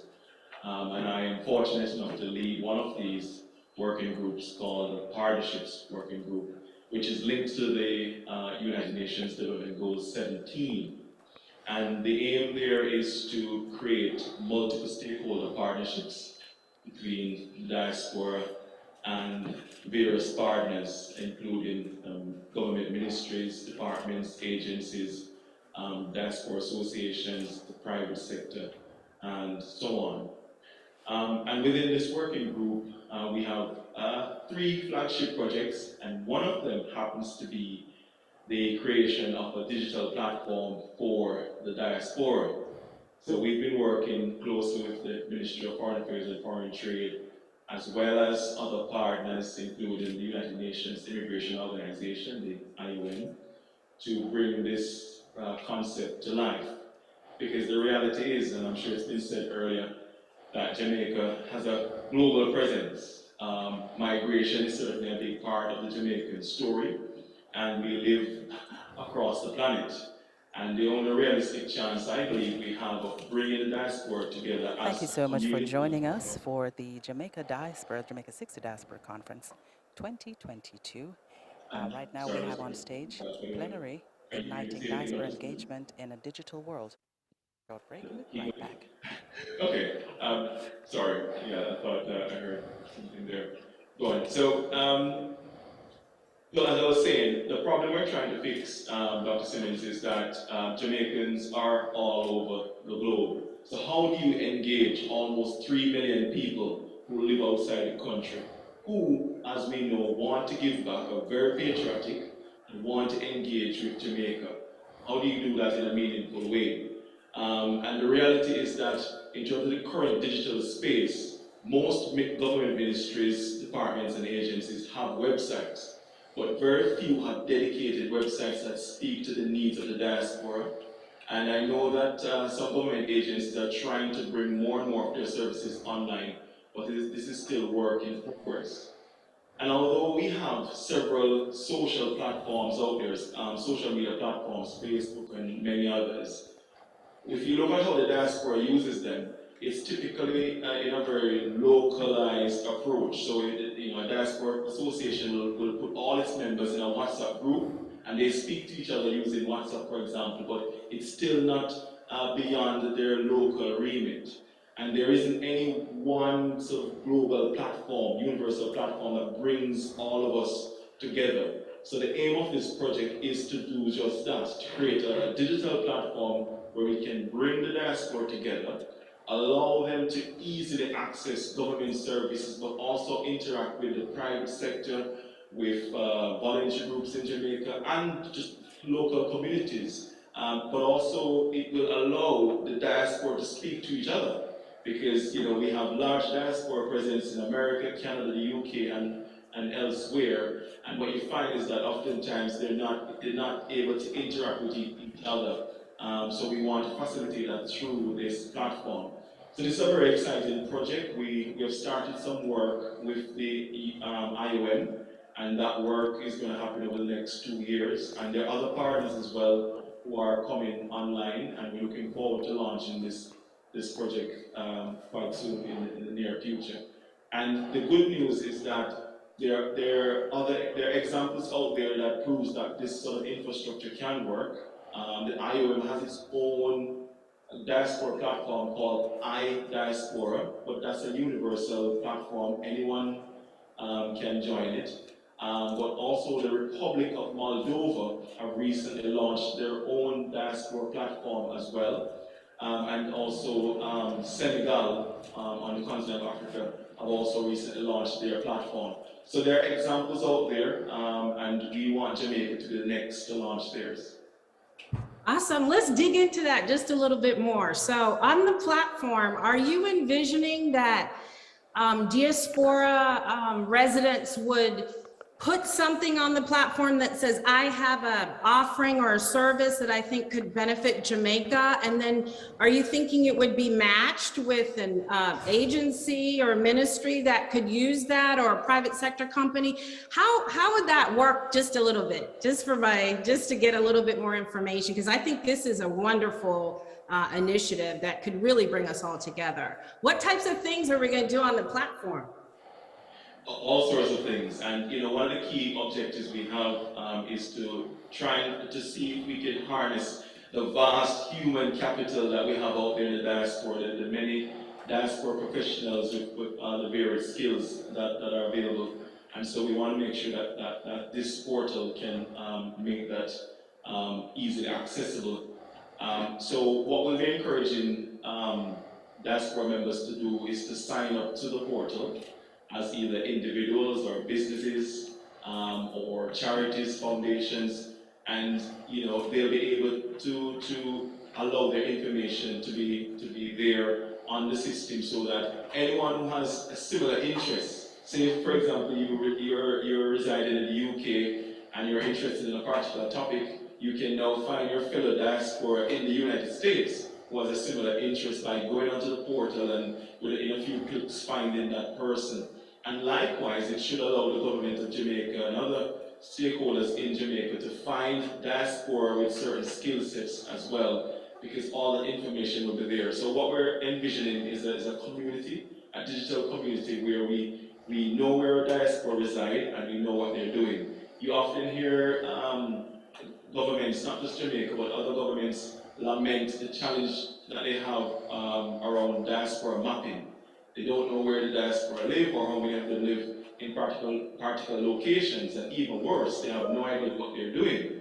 And so we're hoping that with this portal, the diaspora, as they use it, we will be able to map their presence and harness those skill sets. The diaspora members should be able to go on there and know who's their local diaspora leader, where is their local diaspora association, and this has to be the way forward, because when you look at the next generation and how young people use the internet, it's all about social media, so we want to create Jamaica's own version of, not necessarily Facebook's, but something that has that look and feel about it. All right. So did you tell us what the website was that we go register? Well, at the moment, we are working on the concept. As I mentioned earlier, we're working with the IOM. We've launched a project called the Jamaica Engagement Model, and we're currently in the process of doing some consultation work, and we recruited a consultant, and I would say over the next 18 months, there'll be some good work being done, and I hope by the time we have this conference next time, we'll be launching the Jamaica Diaspora digital platform. But it's work in progress. But what I'm seeking from anyone listening is of course feedback and opinions on how, what they would like to see on such a platform. Wonderful. Well, Dr. Brown, we're throwing our full support behind you in this initiative. You've heard it, Diaspora. We need some support so that we can build a system to bring us all together, to focus our attention on the important things that we have to do for our nation. Okay, so the next person that we are going to talk to is Miss Stewart. And Miss Stewart is representing the future of Jamaica. And we're proud of everything you have accomplished so far and are accomplishing. You are studying computer science at Howard, and we cannot have too many women computer scientists, because as we just discussed earlier, the ratio for women in computer science is about 30% women, 70% men. So you're entering an exciting field and bringing important perspectives to the field. So Ms. Stewart, we want to learn a little bit about you. Tell us about yourself, where you're from, and what you're studying at Howard, and then we'll talk about some more perspectives on the future. Hello, everyone. First of all, it's definitely a pleasure to be here. My name is Angelica Stewart. I am a rising sophomore at Howard University. My major is computer science, and my minor is in physics. I'm from Portmore, Jamaica, so not Manchester. But Portmore, Jamaica. I attended the Woolmer's Trust High School for Girls, Agricolagis, and I'm currently doing an internship with NASA. Yeah, that's really about me. So are you studying a particular area of computer science at Howard? Do you have a concentration that you can tell us about? I don't have a particular concentration right now. One of the reasons why I chose this degree is because I know it's a very versatile degree. I know I can do a lot with this degree. So yeah, and then physics, if I was supposed to choose a concentration, it would be physics, because I love physics. It's always been my favorite science. It's wonderful to see women physicists and women computer scientists, so kudos to you. Just tell us a little bit about your internship this summer with NASA. NASA itself has gone through a transformation, right? Over the last 10 years or so, we went from government-funded space flight to a more diversified strategy where we have the private sector leading. So there's lots of really wonderful things. There's missions all over our universe. So talk about what you're going to be doing this summer at NASA, and where are you going to be? My internship started on June 6th, so I'm currently in the DMV area. That's DC, Baltimore, DC, Maryland, Virginia. I'm currently at University of Maryland, Baltimore County, and yeah, we will be around that area. I will be flying on the NASA's P3 aircraft to collect atmospheric samples. This particular internship is focused on the geosciences, climate change, etc., sustainability. So last week I've done a lot of lectures on sustainability, climate change, the atmospheric boundary layers, aerosols, just different things in the atmosphere that is affecting our climate, that is affecting the world. So that's really what the internship is about. It's a cohort of 25 students across minority serving institutions, that is HBCUs and HSIs, which are Hispanic serving institutions. Yeah. Oh my God, and such wonderful experience, and you bring a wonderful perspective being here in Jamaica. You understand our effects of climate. You could see that happening all around you. So best wishes on your internship this summer. We're going to be looking to see great things that you're doing. So now I want to talk about the future. So you're a student, second year student in a university, and you're seeing all these amazing things. So I want you to put some perspective about where you see yourself in the future and really what your wish is for Jamaica as a young person, and how would you catalyze other young people to take the action to serve our country, to give back? I love Jamaica. Everything I do is because of Jamaica. My friends can tell you, like one of my friends said, you're a walking Jamaica. I really love my nation, and everything I do is really in support of my nation. I didn't just come to America to just come to America for myself. I really want to give back to my nation, especially in technology. I feel like Jamaica has the capacity. Ms. Wright was talking about the resources that we have as Jamaica. In terms of technology, we have the capacity to utilize those resources. So my vision for Jamaica is that I want Jamaica to be the tech center of the Caribbean. Like we are able to be the Silicon Valley of the Caribbean, if not the world eventually. So yeah, there's so much plans I can think of, so much plans I have for Jamaica, and I just have to finish my degree to execute them. But pretty much that's how I see Jamaica in the future, being the tech center of the Caribbean. So are you coming back home? I come back home quite often. I mean, after you graduate, do you see yourself coming back to Jamaica? Yes, I do see myself being a dual citizen for sure. Yeah, pretty much that's it. Awesome. Okay. Well, thank you. We are definitely going to be looking to see how we can support you and others like you. And we'll come back for more perspective from our youth. So I wanted to go back to the whole panel and just to share some perspectives on. You heard all of our discussion from all of the panelists, which were amazing. I think what it tells us is that we have a very positive outlook, for the future.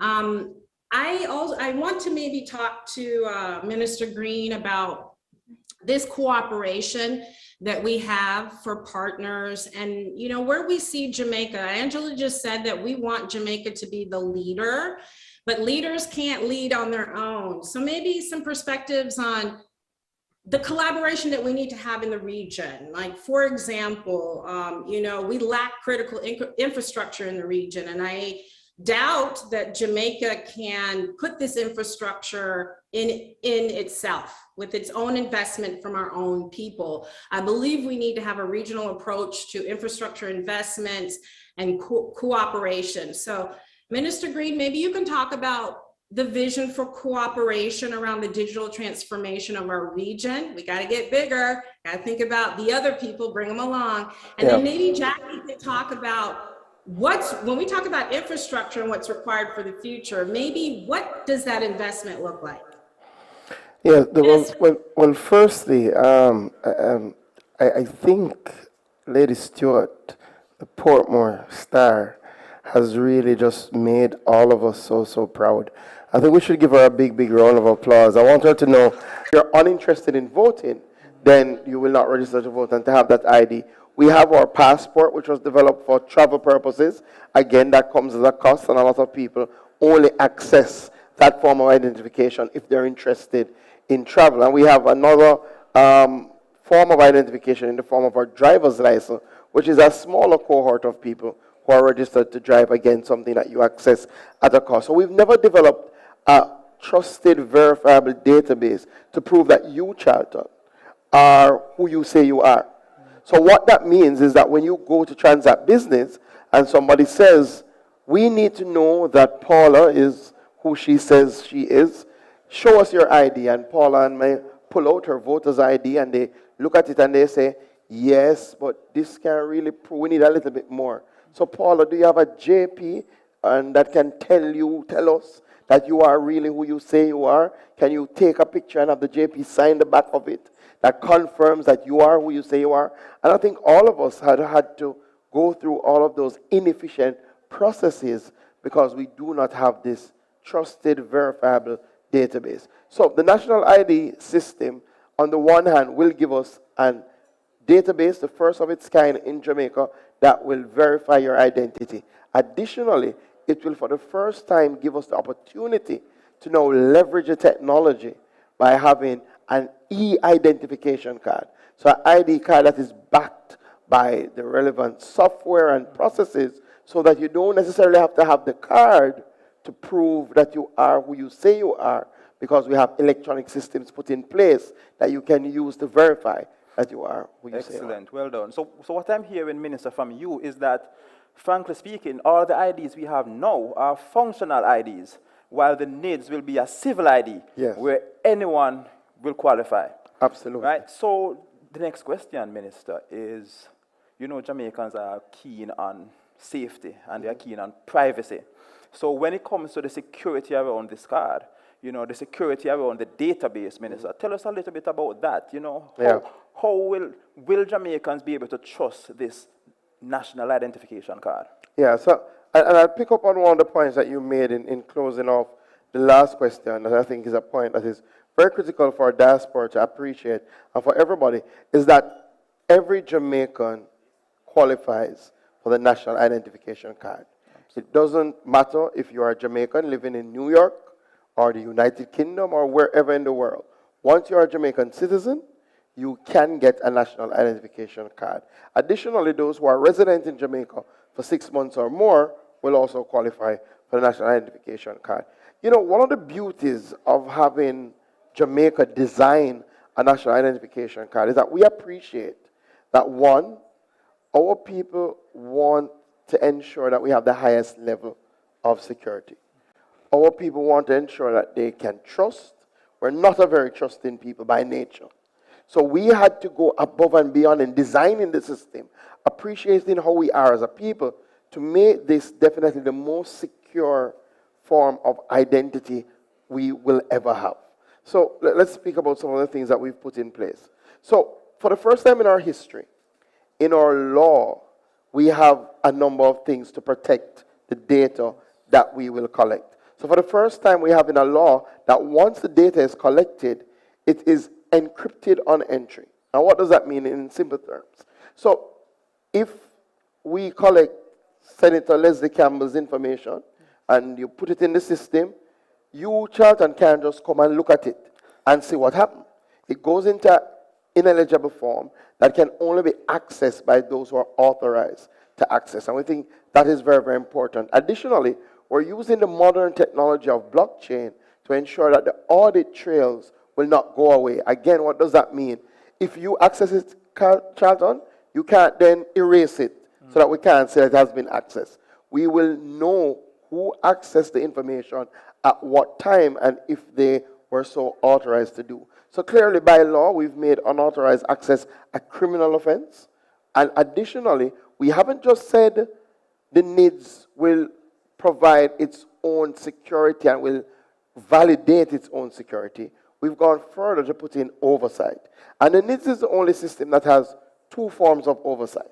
So by law, we will have an inspectorate that will ensure that our National Identification Registration Authority is complying with the legislation, and that's an independent body that will report to Parliament in the form of the ECJ. But additionally, the National Identification System is under the Data Protection Act. Again, for members of the diaspora, Jamaica has now the most modern Data Protection Act in the Caribbean.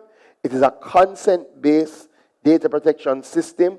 What it means is that we cannot give out your data without you consenting. And we have an independent, the Information Commissioner, who will again ensure that the data is dealt with in a manner that complies with the Data Protection Act. So, Minister, in short, there is no other system right now in Jamaica that has those levels of security. No, you see, the beauty of this is that this was built for purpose. It's a fit-for-purpose system. So it's just like you're designing a school, yes? You can have a wonderful school, you had a building and you decided to occupy it. You might be running a good school, but imagine if you had the opportunity to design the school that you wanted. With the National Identification System, we've had the opportunity to design a fit-for-purpose system. Let me tell you something about the card itself, because you will have a card, although it's an electronic system, because we thought it was important for the transition. But I would say the most secure card we have in Jamaica now has about 12 security features.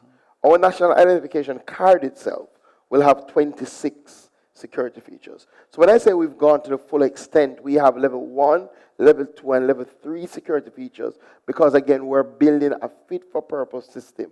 And it will have your information, it will have my information, the Prime Minister's information, my son's information. So we have to ensure that as much as possible, we've taken all reasonable steps to ensure the highest level of protection. So, Minister, in a sense, there is absolutely no reason why Jamaicans can't have full confidence in the security behind this card, because what I'm hearing is operationally, it will have end-to-end encryption, it will have blockchain to ensure that all the audit trails remain intact, and the governance framework is very, very robust. Yeah, so, and I made a point this morning that when you join a digital transformation journey, if you take the right steps, you can get to the front of the line.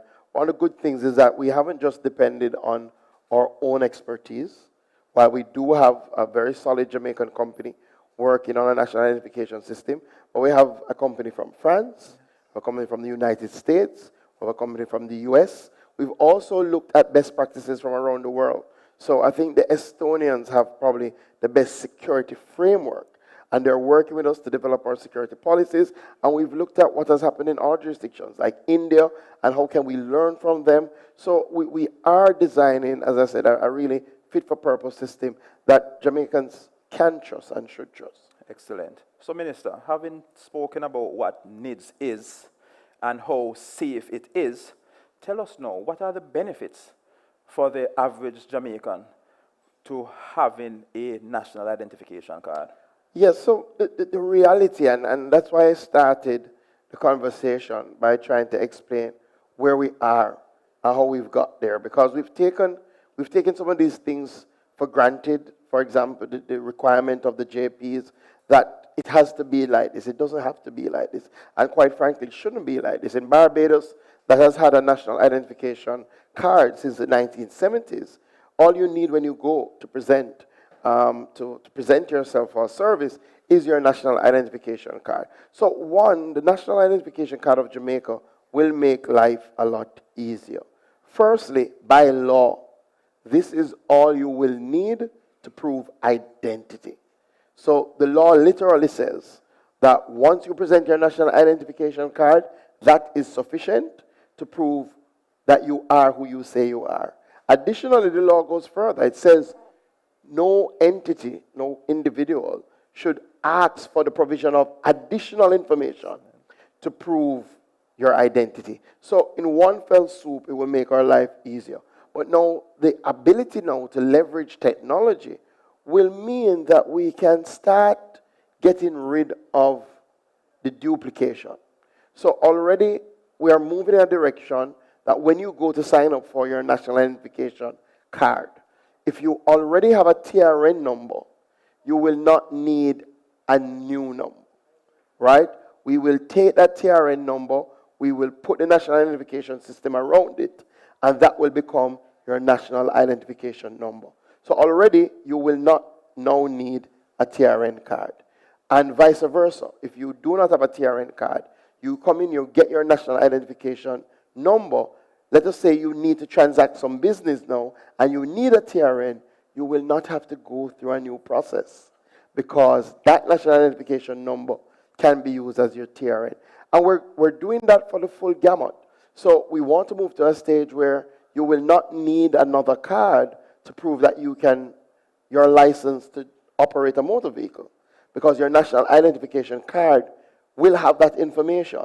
So if you're stopped by the police and they say, let us see your driver's license, you back out your national ID, and again, remember, because the electronic card, and we're moving on parallel streets, our police already now have the capacity to issue electronic tickets, to do electronic readings, so they can take your card and they will be able to say whether you're licensed to drive a motor vehicle or not. So part of what we will be doing to make life easier is really bringing everything into one. And over time, and it won't happen tomorrow, it won't happen as we roll out the first card, but over time the expectation is that all you will need is one card. And the final thing is now this card will be backed by an electronic platform. And what we want and what we've seen in other parts of the globe is that you can use that now to unlock government services. So again, in countries that have a robust electronic ID, when they go onto the government portal, all they do is enter their national identification number, and they're able to access almost all government services from the comfort of their home. There's no need for duplication in filling up forms. All of that can be populated for you, and you only fill in the variable parts. So when we say we're really going to be taking government to the people using this electronic ID, that is what we're about. Excellent. Minister, you have been very, very clear. One question, though, that I got while looking at the questions coming in from the participants online is, how do I enroll? Yes, and I've gotten a lot of questions from the diaspora about enrollment. I know that nothing is going to bring our diaspora more joy than when they can back out their purse or wallet or card holder and back out their card and show their electronic national identification card when somebody says, are you Jamaican? And that is where we're going. So one, we're going to have an enrollment process that combines both in-person and online. So the idea is to have enrollment centers right across the length and breadth of Jamaica. We have decided to start with a pilot project because we want to ensure that we work out any nuances, want to ensure that the process is as efficient as possible. So we're going to have a pilot project in Kingston and St. Andrew, right? And the idea is to start with 5 enrollment sites over time. We have partnered with the post office, so we're going to be utilizing the post office space. We're going to be retrofitting that space. So again, I think this is how smart government operates. Instead of trying to build new buildings, our post offices are well located, but the reality is that their utilization has gone down tremendously. So why not repurpose them and do something with them? So we're going to be using our post office to have the enrollment center. What will happen? Somebody will be able, once you have the capacity, to go online and pre-enroll. So we will have a pre-enrollment site where you can enter most of the information. So the diaspora people, that will be open to you as well. Go online, enter your information. Now, you will have to come to Jamaica. And I know this is not the hard part because you normally come to Jamaica. You will want to come to Jamaica. But you would understand that there will be a section that you have to go into the enrollment site so that we can capture your facial image, we can take your fingerprint, and we can process your card. So the beauty of the pre-enrollment site is that you will be able to not only enter your information, but set an appointment. So for those in the diaspora, you will be able to enter your information, set an appointment for when you're traveling to Jamaica, then come into the enrollment center. We will capture the information, we will process the card, we will give you a tracking number so you can see the process. Clearly, there has to be a verification process because we have to take some steps to ensure that when Professor Ying comes in and gives us his information, we can really say that he is Professor Ying. So we're working on the time frame, but we will give you a specific time that you will be able to come in, collect your card, and then you're good to go. Fantastic. So it sounds pretty organized. It sounds as if we are almost there, which brings us to my final question, Minister, is what are the timelines for enrollment? Yeah, we're almost there. We're almost there. We have earmarked that in the second half of this year, we should be able to roll out our national identification system. I'll give you some specifics in terms of where we are. Our card production center, we're about 97% there, and that should be completed this month in terms of our card production center, so that will produce our cards, put information on the cards.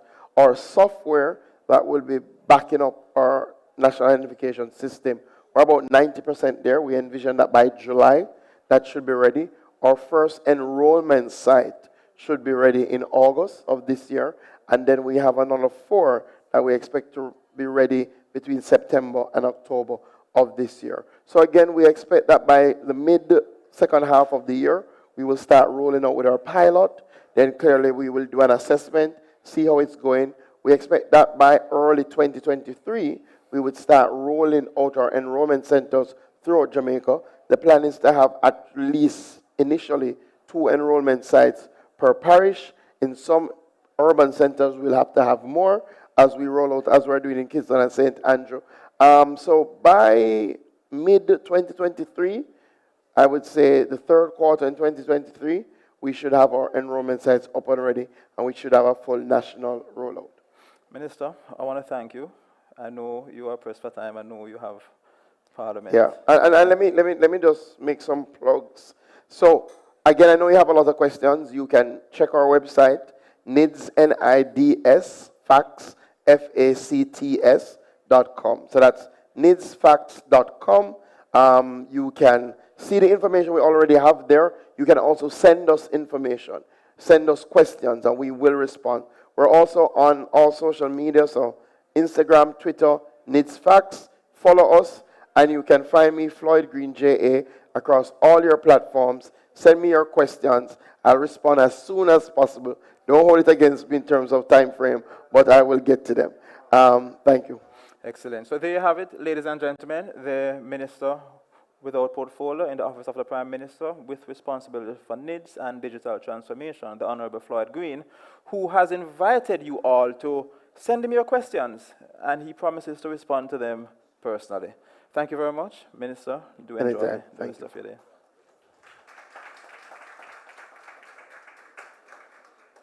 Find the businesses to help you live a better life, a beautiful life, a graceful life with Grace Kennedy Financial Group.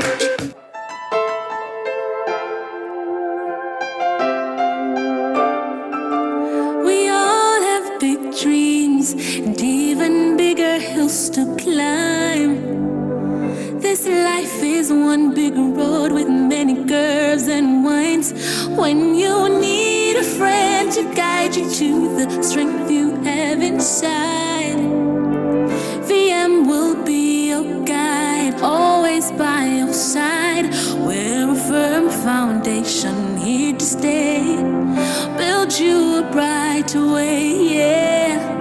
Transform your everyday, turn your dreams to reality. VM makes you all you can be, yes. Transform your everyday, transform your VM everyday. Group, transform your everyday.